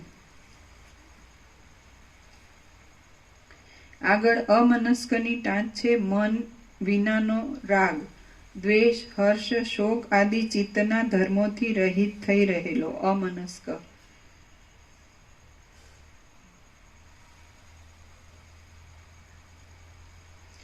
અમનસ્ક પાષાણને જેમ દૂધ રુચિ ઉત્પન્ન કરી શકતું નથી, તેમ એ અમનસ્ક મહાશયને પણ વિષયો રુચિ પેદા કરી શકતા નથી. ચિત્તની નિરુદ્ધ અવસ્થાને પ્રાપ્ત થઈ ગયેલો, સંકલ્પ વિકલ્પ આદિ મનોવ્યાપારથી રહિત થયેલો અને મૌન રાખી ચેષ્ટા રહિત થયેલો જીતેન્દ્રિય વિવેકી પુરુષ કેમ જાણે ચિત્રની અંદર આલેખેલો હોય તેમ પોતાના સ્વરૂપાનુસંધાનમાં જ નિર્મળ થઈ રહે છે. જેણે અવશ્ય જાણવા યોગ્ય આત્મતત્વને જાણી લીધેલું છે, એવા વિવેકી પુરુષનું હૃદય સર્વ પદાર્થોની સત્તાથી રહિત છતાં સર્વ પદાર્થો રૂપ થઈ રહેલું હોય છે. અનંત પરબ્રહ્મ રૂપ થઈ જવાને લીધે તે અતિ વિશાળ હોય છે, તો પણ તેનું સ્વરૂપ દુર્લક્ષ્ય હોવાથી એક પરમાણુ જેવું જણાય છે અને શૂન્ય નહીં છતાં તે શૂન્યના જેવું હોય છે. અધિષ્ઠાન ચૈતન્ય જ સર્વનું આદિ કારણ અને મુખ્ય અધિષ્ઠાન છે. તેથી અધિષ્ઠાન દ્રષ્ટિએ જોતા અહંકાર, જગત વાસના આદિ તેમજ દિશા, કાળ, પરિણામ આદિ અધિષ્ઠાન રૂપે સદાકાળ રહેલ છે એમ વિવેકીને જણાય છે. બાકી અધ્યારોપ દ્રષ્ટિથી જોતા તો અહંકાર, જગત આદિનું રૂપ પ્રથમથી જ શૂન્ય છે. તેથી તે વસ્તુતઃ છે જ નહીં. જેમ નિર્મળ પાત્રમાં રહેલો દીવો અંધકારને દૂર કરી દે છે, તેમ નિર્મળ પરમપદમાં રહેલો વિવેકી પુરુષ હૃદયમાં રહેલા અજ્ઞાનને અને બહાર રાગ, દ્વેષ, ભય આદિને દૂર કરી દે છે.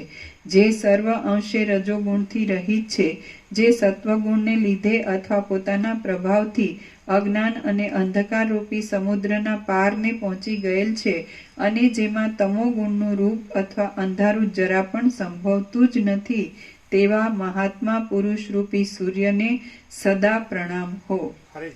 જે સર્વ અંશે રજોગુણથી રહિત છે, જે સત્વગુણને લીધે પોતાના જે સર્વ અંશે રજોગુણથી રહિત છે, જે સત્વગુણને લીધે અથવા પોતાના પ્રભાવથી અજ્ઞાન અને અંધકાર રૂપી સમુદ્રના પારને પહોંચી ગયેલ છે અને જેમાં તમોગુણનું રૂપ અથવા અંધારું જરા પણ સંભવતું જ નથી, તેવા મહાત્મા પુરુષ રૂપી સૂર્યને સદા પ્રણામ હો. ભેદ બુદ્ધિનો લય થઈ જવાથી અને ચિત્ત અદ્રશ્યપણાને પામવાથી જ્ઞાનનિષ્ઠ પુરુષની જે સ્થિતિ થાય છે તે વાણી વડે વર્ણવી શકાતી નથી. હે મહાબુદ્ધિશાળી રામચંદ્રજી, નિરંતર ઘણા લાંબા કાળ સુધી પરમ ભક્તિ વડે પ્રસન્ન કરાયેલા પરમેશ્વર આ પરમ દુર્લભ મોક્ષપદ આપે છે. રામ બોલ્યા, હે તત્વવેત્તાઓમાં શ્રેષ્ઠ મુનીશ્વર, ઈશ્વર કોણ છે અને તેને શી રીતની ભક્તિ વડે પ્રસન્ન કરાય છે, એ આપ મને કૃપા કરીને યથાર્થ રીતે કહો. વસિષ્ઠ બોલ્યા, હે મહાબુદ્ધિશાળી રામચંદ્રજી, ઈશ્વર કાંઈ દૂર પણ નથી અને કાંઈ બહુ દુર્લભ પણ નથી. મહાજ્ઞાનમય એક એવો પોતાનો આત્મા જ પરમેશ્વર છે. મહાજ્ઞાનમય એક એવો પોતાનો આત્મા જ પરમેશ્વર છે. આ સર્વ એ ચિદ્રૂપ આત્માને અર્થે જ છે. આ સર્વ તેનાથી જ થયેલું છે. એ પોતે જ સર્વરૂપ છે અને સર્વત્ર ભરપૂર છે. સર્વની અંદર પણ તે જ રહેલ છે અને એ જ સર્વમય છે. સર્વદા સર્વના આત્મારૂપ એ ચૈતન્ય તત્વને નમસ્કાર હો. જેમ પવનમાંથી ગતિ ઉત્પન્ન થાય છે તેમ સર્વના કારણરૂપ એ ચિદાત્મામાંથી સ્વાભાવિક રીતે આ સર્વ સૃષ્ટિ પ્રલય આદિ વિકારો ઉત્પન્ન થાય છે. નિરંતર આ સર્વ સ્થાવર જંગમ પ્રાણીઓની જાતિઓ યથેચ્છ પૂજન સામગ્રી અર્પણ કરીને તેની જ પૂજા કરતી રહે છે. જ્યારે ઘણા વર્ષો સુધી પોતાની મરજી પ્રમાણે ઈચ્છા વડે તેની પૂજા કરવામાં આવે છે ત્યારે તે પ્રસન્ન થાય છે. પવિત્ર કર્મો વડે પ્રસન્ન થયેલા એ આત્મ સ્વરૂપ દેવાધિદેવ મહેશ્વર તે જ્ઞાન ઉત્પન્ન કરવા માટે પોતાની મેળે જ એક પવિત્ર દૂતને મોકલે છે. રામ બોલ્યા, હે મહારાજ, આત્મારૂપ એવા પરમેશ્વર કયા દૂતને મોકલે છે અને તે દૂત આવીને શી રીતે બોધ કરે છે તે આપ મને કહો. વશિષ્ઠ બોલ્યા, આત્મારૂપ પરમેશ્વર વિવેક નામનો દૂત મોકલે છે. તે દૂત પરમ આનંદરૂપ છે અને વિવેકી પુરુષની હૃદયરૂપી ગુફામાં પ્રવેશે છે. ચંદ્રમા જેમ આકાશમાં રહે છે તેમ જ્ઞાન થતા સુધી તે તેમાં સ્થિર થઈ રહે છે. એ વિવેકરૂપી દૂત વાસનારૂપે રહેલા પુરુષને બોધ કરે છે અને ક્રમે કરી અવિવેકી પુરુષને આ સંસારરૂપી સાગરમાંથી તારી દે છે. સર્વથી ઉત્કૃષ્ટ જ્ઞાન સ્વરૂપ આ અંતર આત્મા જ પરમેશ્વર રૂપ છે અને પ્રણવ તેનો વાચક નામ છે. આમાં વેદની સંમતિ છે. એ પરમાત્માને મનુષ્યો, નાગ, દેવતાઓ અને દૈત્યો જપ, હોમ, તપ, દાન અને ક્રિયાઓના ક્રમથી પ્રસન્ન કરે છે. સ્વર્ગલોક એ પરમાત્માના મસ્તક રૂપ છે. પૃથ્વી એ તેના ચરણ રૂપ છે. તારાઓ એ તેના રૂંવાટાની પંક્તિઓ રૂપ છે. પ્રાણીઓ એ તેના અસ્થિ રૂપ છે અને આકાશ એ તેના હૃદય રૂપ છે. એ પરમાત્મા ચૈતન્ય રૂપ છે. તેથી સર્વ ઠેકાણે ગતિ કરી શકે છે. તે સર્વત્ર જાગ્રત જ છે અને તેથી સર્વને દેખે છે. તે ચારે બાજુ જ્ઞાન ચક્ષુ વડે લક્ષ્યમાં આવતા અનંત હાથ, કાન, નેત્ર અને ચરણને ધારણ કરી રહેલ છે. એ પરમાત્મા વિવેકરૂપી દૂતને ઢંઢોળે છે. તે દ્વારા ચિત્તરૂપી પિશાચનો સંહાર કરીને જીવને પોતાના કંઈક અનિર્વચનીય વિશાળ પરમ પદમાં સ્વરૂપ સ્થિતિમાં શાંત કરી દે છે. સર્વ વિકલ્પોના સમૂહનો ત્યાગ કરી અને અનેક અનર્થોને એકઠા થવાના આધારરૂપ વિકારોને ત્યજી દઈ તમે પોતે જ પોતાના પુરુષાર્થ વડે પરમાત્માને પ્રસન્ન કરો. ચારે બાજુ ભમ્યા કરતા મનરૂપી પિશાચ વડે ભયંકર અને 6 ઉર્મિઓ રૂપી મેઘાડંબર વડે આકુળતાવાળા આ સંસારરૂપી રાત્રિના અજ્ઞાનરૂપ અંધકારમાં એક પોતાનો આત્મા જ પૂર્ણ ચંદ્રમા રૂપ છે. આ સંસાર એક વિષમ મહાસાગર છે. તેમાં મરણરૂપી ઊંડી ઊંડી ઘુમરીઓ છે. ઉર્મિઓ રૂપી મહાન તરંગોનો ઉછળાટ છે. તૃષ્ણારૂપી તરંગોની ચપળતા છે અને મનરૂપી પ્રચંડ વાયુની સુસવાટી છે. તે જે મોટા સ્થાવર જંગમ પ્રાણીઓના આત્મારૂપી જલકણોના આધારરૂપ છે અને ઇન્દ્રિયોના ઝુંડોના વાસને લીધે ગહન છે, તેમ એ સંસારરૂપી મહાસાગરમાં વિવેક એક મહાન નૌકા રૂપે છે. પોતાના મન માન્યા પૂજનથી પ્રસન્ન થયેલા પરમાત્મા વિવેકરૂપી એક પવિત્ર દૂતને મોકલીને જીવને સત્સંગતિ, સદશાસ્ત્ર અને પરમાર્થરૂપ ઉત્તમ જ્ઞાનનો લાભ કરાવે છે અને પછી તેને નિર્મળ અને સર્વના આદિરૂપ એવા પરમ પદમાં પહોંચાડી દે છે. શ્રી યોગ વાસિષ્ઠ મહારામાયણમાં નિર્વાણ પ્રકરણના ઉત્તરાર્ધનો વિવેક મહાત્મ્ય નામનો સર્ગ 48મો સમાપ્ત. સર્ગ 49મો. વિવેકીની મહત્તા અને તેની દ્રષ્ટિમાં જગતની સ્થિતિ. આ 49મા સર્ગમાં દ્રઢ વિવેકવાળા પુરુષોની મહત્તાનું અને તેઓની દ્રષ્ટિમાં જેવું આ જગત ભાસે છે તે વિશેનું સ્ફુટ રીતે વર્ણન આપવામાં આવશે.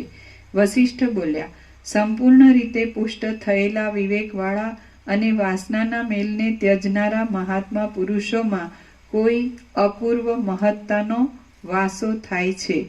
ઉદારતાના ઉત્તમ અવધિરૂપ અને ગંભીરતા વડે સુંદરતાવાળી મહાપુરુષોની બુદ્ધિને લોભાવા કે માપવાને આ 14 લોકો પણ સમર્થ થતા નથી. ઉદારતાના ઉત્તમ અવધિરૂપ અને ગંભીરતા વડે સુંદરતાવાળી મહાપુરુષોની બુદ્ધિને લોભાવા કે માપવાને આ 14 લોકો પણ સમર્થ થતા નથી. જગત એક જાતની ચિત્તની ભ્રાંતિરૂપ છે એવો સત્પુરુષોના ચિત્તમાં દ્રઢ નિશ્ચય થઈ જાય છે. એટલે બહાર શબ્દ આદિ વિષયો તરફ જનારો તથા અંદર સંકલ્પ વિકલ્પ આદિ રૂપે ક્રિયા કરનારો મગરના જેવો મન તથા ઇન્દ્રિયોનો સમુદાય અજ્ઞાન, વાસના, કામ અને કર્મ વગેરે શમી જાય છે. ભ્રાંતિ વડે દેખાતા 2 ચંદ્રમાની પેઠે, ઝાંઝવાના જળની પેઠે અને આકાશમાં તિમિર રોગવાળાને દેખાતા કેશ, મશક આદિના જેવા અનેક આકારોની પેઠે આ જગતની ભ્રાંતિ સાવ મિથ્યા છતાં સ્ફુર્યા કરે છે. તત્વજ્ઞાનથી એવો નિશ્ચય થાય પછી વાસના થવાનું કારણ જ ક્યાંથી રહે? વાસનાનો હેતુ મિથ્યા ઠરે છે ત્યારે છેવટ પૂર્ણ ચિદાકાશ જ અવશેષ રહે છે. તો મનનો ક્ષય થતાં સપ્તમ ભૂમિકામાં થનારી વાસના વિનાની અમનસ્ક અવસ્થાને વિવેકી પુરુષે શા માટે છોડી દેવી જોઈએ? લોકના વ્યવહાર માટે જે 3 અવસ્થા છે તે પર 4થી અવસ્થા છે.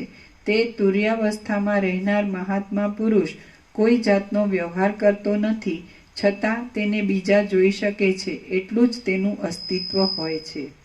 સમાધિનિષ્ઠ મહાશય પુરુષોની જાગ્રત અવસ્થામાં પણ આ નાના પ્રકારે દેખાવમાં આવતું જગત આત્મા રૂપે દેખાતું નથી, તેમ સ્થૂળ આકારવાળું પણ દેખાતું નથી અને પૃથ્વી વગેરેના આકારે પણ દેખાતું નથી, પરંતુ રત્નના કિરણના વિચિત્ર પ્રકારના તેજપુંજની પેઠે એ સઘળું પરમાત્માના એક આભાસ રૂપે રહેલ છે એમ ભાસે છે.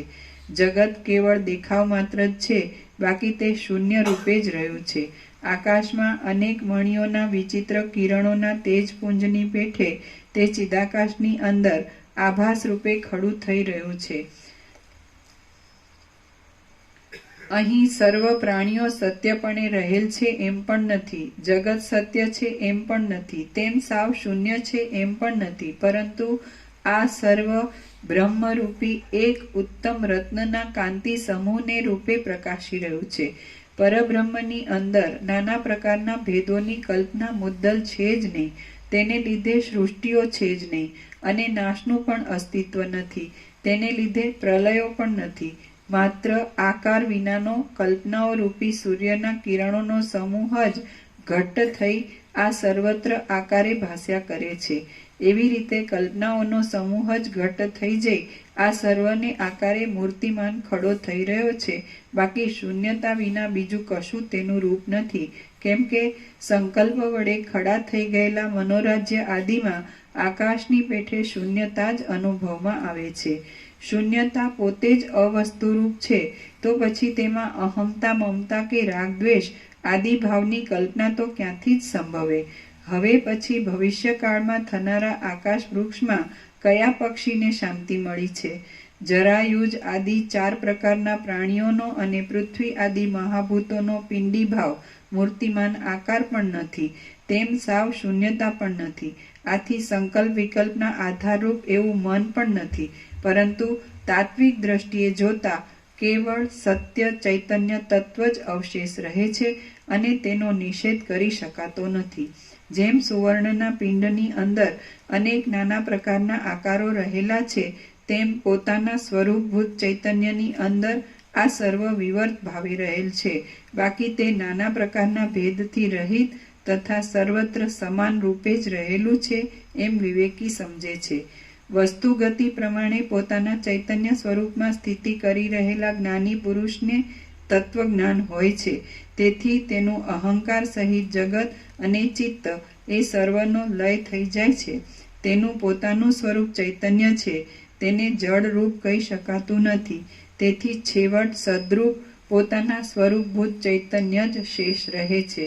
ઉચ્ચ અને નીચ વિષયોમાં રચીપચી રહેવાથી બુદ્ધિ કેવળ ક્લેશને પ્રાપ્ત થાય છે, પરંતુ વારંવાર અભ્યાસ કરાયેલી હલકી સહજ યુક્તિથી જ માત્ર સત્ય વસ્તુનું જ્ઞાન પ્રાપ્ત થાય છે. જે વિવેકી પુરુષે જગતના અવયવરૂપ ભૂત, ભવિષ્ય અને વર્તમાન કાળની સર્વ વસ્તુઓના જન્મ વિશે વિચાર કર્યા હોય છે અને જેણે આ સર્વ વિરાટ રૂપી સ્થૂલ પ્રપંચથી અને સૂત્રાત્મા રૂપી સૂક્ષ્મ પ્રપંચથી રહિત અવશેષ ચૈતન્ય જ રહેલ છે એમ જાણી લીધેલ હોય છે, તે ખરેખર તત્વજ્ઞ છે એમ કહી શકાય છે. દ્વૈત ભાવથી રહિત થઈ ગયેલા એ શાંત તત્વવેતાની દ્રષ્ટિમાં આ જગત છે જ નહીં. જેમ સત્પુરુષને સત્પુરુષની કથા બરાબર અનુભવમાં બેસી જાય છે, તેમ પ્રથમ કહેલા સર્વ ઉપદેશો જ્ઞાની પુરુષના અનુભવમાં બરાબર નિશેષ રીતે બેસી જાય છે. જરાયુજ આદિ 4 પ્રકારના પ્રાણીઓનું અને પૃથ્વી આદિ મહાભૂતોનું ઘટ્ટપણું પણ વાસ્તવ નથી, તેમ પ્રત્યક્ષ આદિ પ્રમાણ વડે વિરોધ આવવાથી સાવ શૂન્યતા પણ નથી. આમ એ બંને સ્થિતિમાંનો અભાવ સિદ્ધ થાય છે અને સર્વ નિર્વિકલ્પ માત્ર શાંત થઈ જાય છે, એટલે તેને આધારે સ્થિતિ રાખનાર મન પણ નથી. છેવટે સર્વના અવધિ રૂપે જે શેષ રહે છે તે ચૈતન્ય તત્વ છે, તે જ સત્ય છે અને તે જ તમારું પોતાનું વાસ્તવિક સ્વરૂપ છે. અંદર ચૈતન્ય રૂપે રહેલો અંતરાત્મા બહિર્મુખ થાય છે એટલે તે જ આ સંસાર રૂપે ભાસે છે. એ બહિર્મુખપણાનો ઉદય થાય છે તો તે અનેક અનર્થો ઉત્પન્ન કરે છે, પણ તેનો ઉદય ન થાય અને પોતાના સ્વરૂપમાં જ સ્થિતિ રહે તો તે પરમ કલ્યાણકારક છે. જળ જેમ જળપણાને લીધે પોતાની મેળે જ બરફ બની જાય છે, તેમ સંકલ્પનું સ્ફુરણ થતાં તે અંતરાત્મા પોતાની મેળે જ બાહ્યપણાને પ્રાપ્ત થાય છે અને દેહાદી મૂર્તિમાન પદાર્થને આકારે થઈ જાય છે. જેમ સ્વપ્નના પદાર્થો મનોમય હોવા છતાં મૂર્તિમાન જોવામાં આવે છે, તેમ ચિદાત્મા પોતે જ પોતાના સ્વરૂપના અજ્ઞાનને લીધે બાહ્ય મૂર્તિમાન પદાર્થોને આકારે જોવામાં આવે છે અને ચિત્ત તેના ગ્રાહક તરીકે રહી સ્થૂળ દેહને ખડો કરી દે છે. આ સર્વ વિવર્તવાળી અવસ્થાઓમાં પણ ચિદાત્માના શુદ્ધ સ્વરૂપમાં કશો પણ અન્યથા ભાવ વિકાર થતો નથી. કેવળ શબ્દની કલ્પના વડે જ તેનો ભેદ કલ્પવામાં આવે છે. સ્વપ્ન એ એક જાતનો માનસિક વિકાર છે, તેથી બહાર અને અંદર મન જ સ્વપ્ન સંબંધી પદાર્થોને આકારે જોવામાં આવે છે. આમ એ મન વિકારવાળું ભાસે છે. તે જ પ્રમાણે બોધવાન પુરુષને પોતાનો આત્મા જ બહાર અને અંદર સર્વ પદાર્થોને આકારે થઈ રહેલો ભાસે છે, છતાં તેની અંદર વિકારનો ભાસ થતો નથી. ચિદાત્મા પોતે આકાશના જેવો અસંગ, નિર્વિકાર અને સર્વના અધિષ્ઠાન રૂપ છે. જેમ કાળ, આકાશ આદિ સર્વના કારણરૂપ છે છતાં વિકારવાળો નથી, તેમ ચિદાત્માનું સ્વરૂપ પણ વિકારથી પર જ છે. મન જેમ સ્વપ્નને આકારે પરિણામ પામી જઈ સ્વપ્નના પદાર્થો રૂપે જોવામાં આવે છે, તેમ સર્વ પદાર્થોનું તત્વ ચિદાકાશ જ છે, છતાં તે પદાર્થોને આકારે પરિણામ પામતું નથી. બહારના જડ પદાર્થો જ ચિદાત્માની સત્તાથી અંદર ચિદાકાશ રૂપે પરિણામ પામી જઈ જોવામાં આવે છે એમ પણ કહી શકાતું નથી, કેમ કે જડ પદાર્થ ચેતનથી સાવ ઉલટો છે, તેથી કોઈ દિવસ તે ચેતન થઈ શકતો નથી. ચિદાત્મા દ્રશ્યપણાને પ્રાપ્ત થતો જ નથી. તે કદાચિત વિવર્ત ભાવથી દ્રશ્ય રૂપે જોવામાં આવે તો પણ તે સદાકાળ પોતાના અવિકૃત સ્વરૂપમાં જ રહેલો છે અને તેનો જરા પણ અન્ય ભાવ થતો નથી. ચિત્ત વૃત્તિમાં અત્યંત શુદ્ધ એવા કેવળ ચિદાકાર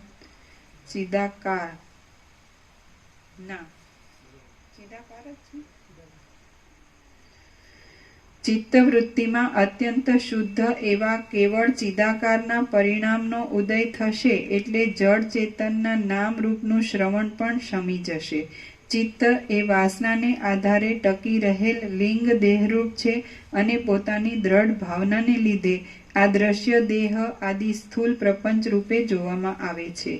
જેમ નટ લોકો પિશાચનો વેશ ભજવવા માટે પોતાનામાં પિશાચ ભાવની કલ્પના કરી લે છે, તેમ વાસનાને યોગે લિંગ દેહ રૂપ એવું ચિત્ત પોતાની અંદર મિથ્યા રૂપે જ આ દેહ આદિ દ્રશ્ય પ્રપંચને કલ્પી લે છે. બાકી ખરી રીતે તો એ ચિત્ત આકાશની પેઠે અસંગ અને નિર્લેપ એવા ચિદાત્મા રૂપ છે. જેમ હું ઉન્મત્ત નથી એવું જ્ઞાન થતાં ઉન્મત્તપણું જતું રહે છે, તેમ ચિત્ત નિગ્રહનો અભ્યાસ કરી ખરું જાણવામાં આવતા સર્વ આ ભ્રાંતિ તરત જ જતી રહે છે. આ સર્વ ભ્રાંતિરૂપ છે એવું જ્ઞાન થતાં વાસના પોતાની મેળે ટળી જાય છે. કેમ કે સ્વપ્નને સ્વપ્ન રૂપે જાણ્યા પછી તેના પદાર્થોની સત્યતા વિશેની વાસના કોને રહે? વાસનાનો ક્ષય થાય છે એટલે તરત જ જન્મ મરણના પ્રવાહરૂપી સંસાર શમી જાય છે. વાસના જ એક મોટી જબરદસ્ત યક્ષિણી છે. ડાયા પુરુષો એ વાસનાનો ક્ષય કરવામાં જ હંમેશા લાગ્યા રહે છે.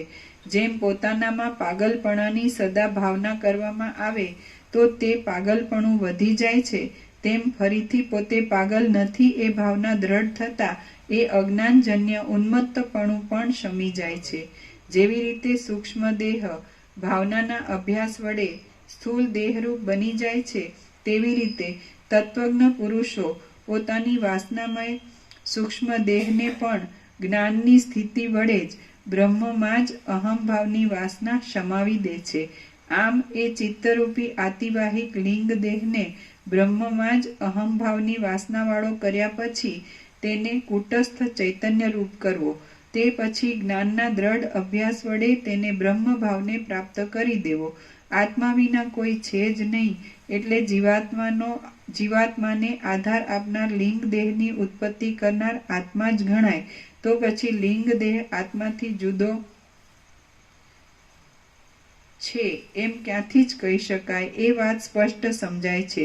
જો કદાચિત તેમ ન સમજી શકાય તો પછી જેમ ભૂત કાઢવાના મંત્રોમાં જોડાયેલ ફટ આદિ પદ સાંભળતાની સાથે જ ભૂતનો ભય દૂર થાય છે, તેમ પ્રત્યક્ષ ચૈતન્યનું અને બ્રહ્મ ચૈતન્યનું ઐક્ય બતાવનારા મહાવાક્યોના અર્થ માત્ર સાંભળતા જ એ ગ્રંથિ તૂટી જાય છે. જગતમાં સર્વત્ર પ્રસરી રહેલા ચિદાત્માનું એકરૂપપણું સમજી લેવું.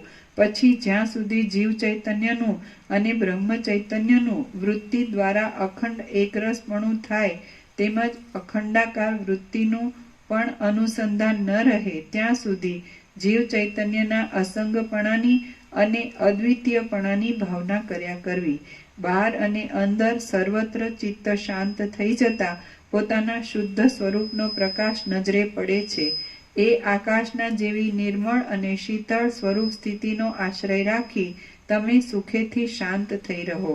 આ જગત ઉપર વિજય મેળવી જ્ઞાનરૂપી વિશ્વજીત નામના યજ્ઞમાં રહેલો અને ધ્યાનરૂપી યુપને યજ્ઞમાં રોપવામાં આવતા એક જાતના સ્તંભને દ્રઢ રીતે રોપનારો જ્ઞાનવાન પુરુષ સર્વ ત્યાગરૂપી દક્ષિણા આપી સર્વથી ઉત્કૃષ્ટપણે વર્તે છે.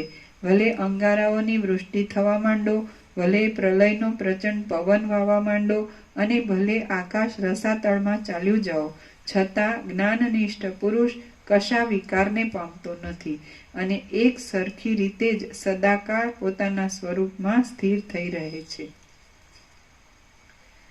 તૃષ્ણાનો ક્ષય થઈ જવાને લીધે શાંત મનવાળા અને સંપૂર્ણ રીતે નિરોધ અવસ્થાને પામેલા જ્ઞાનનિષ્ઠ પુરુષની સ્થિતિ વજ્રના જેવી દ્રઢ સમાધિ વિના બીજી સંભવતી નથી. બાહ્ય પદાર્થોની તૃષ્ણાનો ક્ષય થઈ ગયા પછી વૈરાગ્યને લીધે ચિત્ત જેવું શાંત રહે છે તેવું અનેક શાસ્ત્ર ગ્રંથો વડે, ઉપદેશ વડે, તપથી કે ઇન્દ્રિય નિગ્રહથી પણ શાંત રહેતું નથી. સર્વ સંપત્તિઓ અત્યંત આપત્તિઓરૂપ છે એવી ભાવનાને લીધે જેને સર્વ પદાર્થો પરની તૃષ્ણા રહી નથી તેનો જ્ઞાનરૂપી અગ્નિ તેની સર્વ ત્યાગરૂપી જ્વાળાઓથી મનરૂપી ઘાસને બાળી નાખે છે. તેમજ વજ્રમણીની અંદર અને બહાર પડતો પ્રકાશ તેનાથી જુદો નથી હોતો. તેમજ જેમ વજ્રમણીની અંદર અને બહાર પડતો પ્રકાશ તેનાથી જુદો નથી હોતો, તેમ અંદરના અને બહારના સર્વ પદાર્થો આત્મ સ્વરૂપથી જુદા નથી એમ તે જાણે છે. જેમ ધુમાડો આકાશમાં જતા વાદળા રૂપે થઈ જાય છે તેમ ચિદાત્મા પોતે જ નર, નાગ, અસુર, ઘર, પર્વત, ગુફાઓ વગેરે આકારો રૂપે થઈ રહેલ છે. બ્રહ્માંડ રૂપી જળ આધારમાં રહેલી અને પ્રાણ શક્તિ વડે જીવનવાળી ચિદાત્માના વિવર્તરૂપી સર્વ સૃષ્ટિઓ રૂપી નદીઓ ચિદાત્મા રૂપી પ્રવાહને લીધે જ વહ્યા કરે છે. ચિદાકાશ રૂપી જળની અંદર વિહાર કરનારી જીવરૂપી જૂની માછલી મોહરૂપી જાળ વડે બંધાઈ જઈને પોતાની સ્વરૂપ સ્થિતિને ભૂલી જાય છે.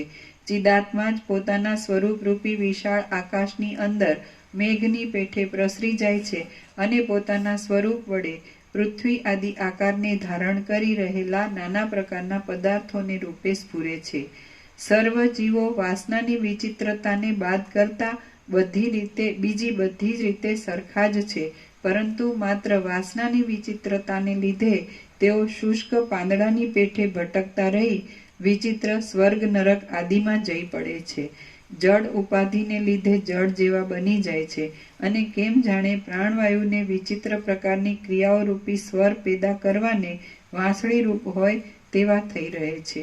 પ્રથમ પોતાના પુરુષ પ્રયત્ન વડે વિવેક, વૈરાગ્ય આદિ સાધન સંપત્તિને અને શ્રવણ મનન આદિને સંપાદન કરવા, પછી ધ્યાનમાં વિઘ્ન કરનારી તંદ્રાને આસન અને પ્રાણાયામ કરીને જીતી લેવા, એ પછી સંપ્રજ્ઞાત સમાધિ વડે બહિર્દ્રષ્ટિરૂપ નિદ્રામાંથી જાગીને નિર્વિકલ્પ સમાધિમાં પ્રવેશ કરવો, પછી પૂર્વે એકઠી કરેલી વાસનાઓના સમૂહોથી બનેલા અને અનાદર કરાયેલા સંસાર પાશથી દ્રઢ થયેલા પાંજરાને તત્વ સાક્ષાત્કાર વડે તરત જ તોડી નાખવું.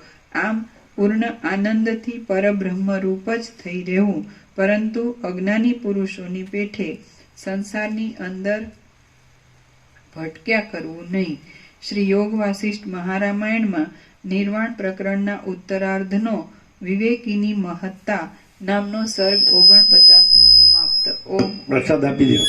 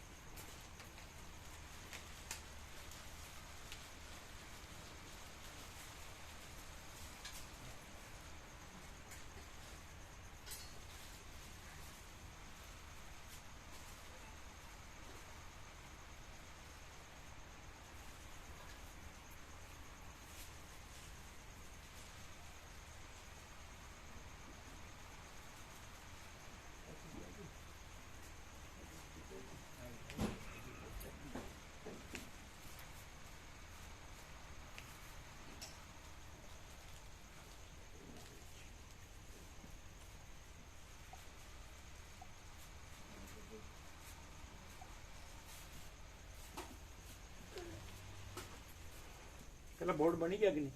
5 કન્ફર્મ કર્યું કે નહીં? નિરપેક્ષ સતના 5 બોર્ડ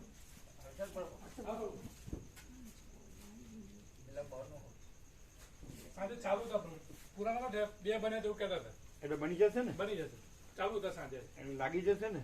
હા લાવી કાલ લેતા આવીશું.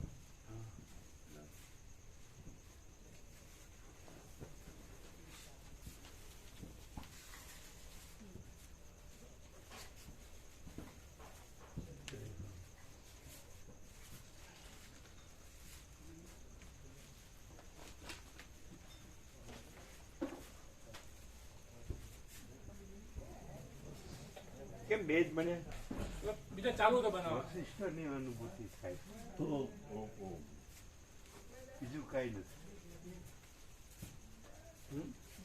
બે ચાલુ હતા પ્રભુ, 2 બને ત્રીજું ચાલુ હતું એવું કહેતા હતા. આમ તો 5 5 એક સાથે બની જતા હોય ને? એક એક બને પ્રભુ. મોટી સાઈડ છે, બે ચારની સાઈડ છે. હા, એટલે થઈ જશે ને? હા થઈ જશે.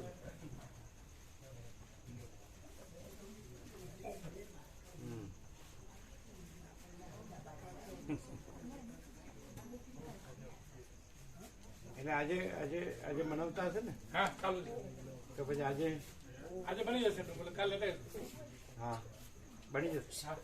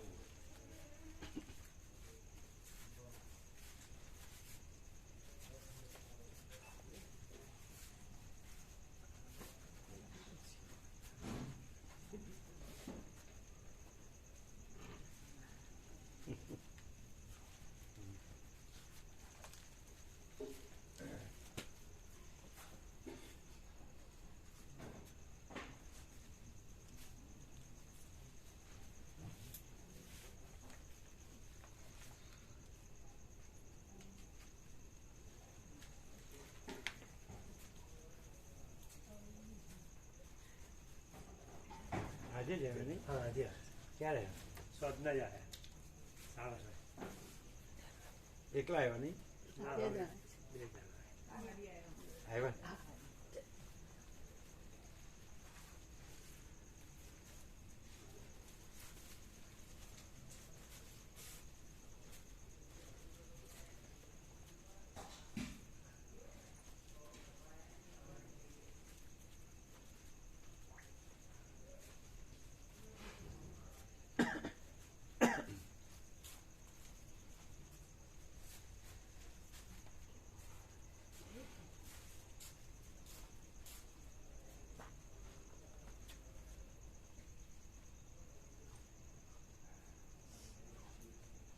એટલે વસીઠ પ્રકાશથી ખબર ન પડે કે આ જીવને ખરેખર એ શું રહ્યો છે અને ખરેખર શું છે એવી ખબર ન પડે. પડે આ પ્રકાશમાં ન પડે તો બીજે ક્યાંય ન પડે, આમાં અને પડે જ એવું એમ ખાલી એમ લાગે કે શબ્દ બુદ્ધિથી સમજાય છે એવું. ના એવું નહીં, રિયાલિટી જે છે એ છે અને એમાં ભ્રાંતિ નથી એવો ક્લિયર, અને એની શાંતિ ક્લિયર થાય અને એની શાંતિ રહે, સ્વરૂપની શાંતિ.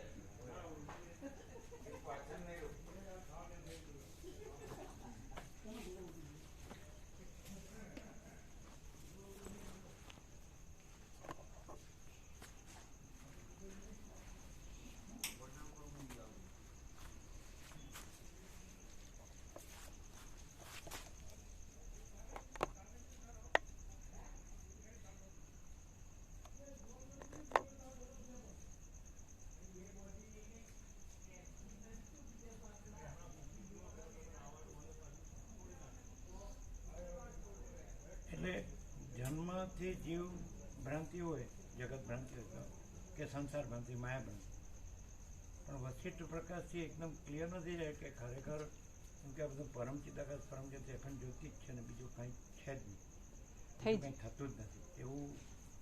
આમ વશિષ્ઠ પ્રકાશથી જો સરળ શ્રવણ કરે તો થઈ જાય, થઈ જ જાય. કે ખાલી એમ કે શરીરથી જ રહે ને ખાલી સાંભળે જ એવું ના થાય. અને એવો ને એવો જ રહે. ના, એવું ના થાય. કેમ કે એને એને શબ્દો પણ ન સાંભળ્યા હોય, વિચાર્યા હોય કે જાણ્યા હોય, પણ એમ કે એ વસ્તુ અહીંયા એમ સંપૂર્ણ એનો પ્રકાશ થાય છે કે નહીં? થાય છે. તે ખરેખર આ જે પરમ ચિદાકાશ પરમ જ્યોતિ અખંડ જ્યોતિ જ છે, મહાચિદાકાશ સ્વયં પ્રકાશ સંપૂર્ણ પ્રકાશ જ છે, પૂર્ણ બ્રહ્મ અનંત તેજઘન અનંત ચિદઘન જ છે, પરમાકાશ કેવલ અનંત શુદ્ધ તેજઘન જ છે, પરમાકાશ અખિલ આત્મા પૂર્ણ બ્રહ્મ પરમાત્મા જ છે. અને આ બીજી કોઈ પણ ભ્રાંતિ જે જન્મથી થઈ છે એ કાંઈ નથી એવું આરપાર ક્લિયર ન થાય કે ખાલી શબ્દ બુદ્ધિથી સાંભળે એટલું જ ના, ના, બોલે, ના, વાંચે ને બોલે. ના, એવું ના થાય. આર પાર ક્લિયર. આર પાર ક્લિયર જે છે એ જ છે ને જેમ એમાં સૂર્ય કેમ સૂર્ય છે, Exact. આકાશ કેમ આકાશ છે, મહાસાગર કેમ મહાસાગર છે, એમ પરમ ચિદાકાશ પરમ જ્યોતિ અખંડ જ્યોતિ એ પરમ ચિદાકાશ પરમ જ્યોતિ અખંડ જ્યોતિ જ છે એમ. હા. તો એવું એ તો સ્વસંવેદી છે અને સહજ નિર્વિકલ્પ છે.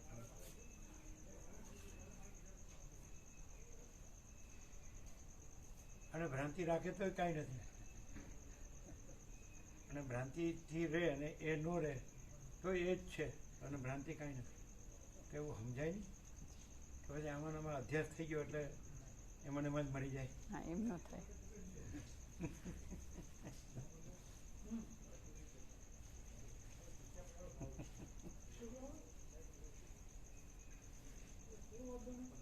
એમાં ટકી શકતા નથી કોઈ કેમ?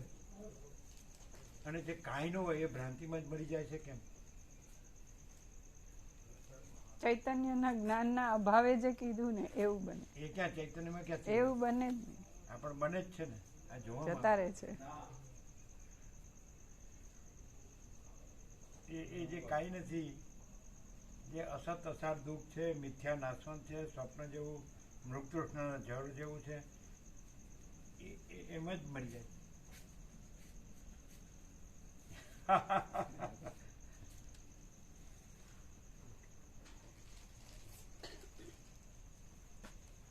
તો એનો અર્થ એમ કે આ જે વસિત પ્રકાશ કે આ સરળ શ્રવણ કે અખંડ પૂર્ણ તત્વો એનું કાંઈ પ્રયોજન જ નથી એવું? જરાય નહીં, એવું તો બિલકુલ નથી. એની જરૂરત ન હોય એવી રીતે મળતો હોય છે એટલે કાંઈ નથી એમાં માયામાં જ મોહમાં એવો અધ્યાસમાં આ દેહ હું છું ને આ પુરુષ ને આ સ્ત્રી ને એના છોકરા છોડીને એના છોકરા છોડીને એના બધા સંસાર વ્યવહાર ને એના સગાવાળા ને આ ઘર ને આ ધન ને આ પ્રોપર્ટી ને આ સોનું ને what is all this?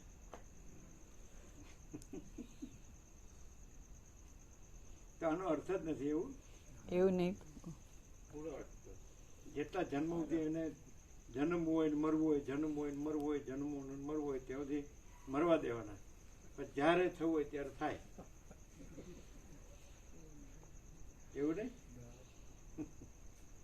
બહુ જન્મને અંતે વાસુદેવ, બહુ જન્મને અંતે વાસુદેવ. ગીતામાં ભગવાન કહે કૃપા થાય ત્યારે કૃપા થાય ત્યારે. હાલો ગમે તે જન્મે, જેટલા જન્મ હજી વાસના રાખો અને ત્યાં સુધી જન્મે મર્યા કરો, જન્મે મર્યા કરો, જન્મે મર્યા કરો, પછી જ્યારે એટલે કૃપાની રાહ જુઓ. રાહ જોવાની એટલે એવી રીતે છે કૃપા. જરાય નહીં ના. એટલે પોતે વાસનામાં જ જન્મે મરે કરે, વાસનામાં જ જન્મે મરે કરે, વાસનામાં જ જન્મે મરે કરે અને કૃપા થશે એમ એમ બોલ્યા કરે. એટલે એવી રીતે છે જરાય નહીં. એવું છે નહીં. આ બધી આ વાસના ભ્રાંતિની કુટિલતા છે.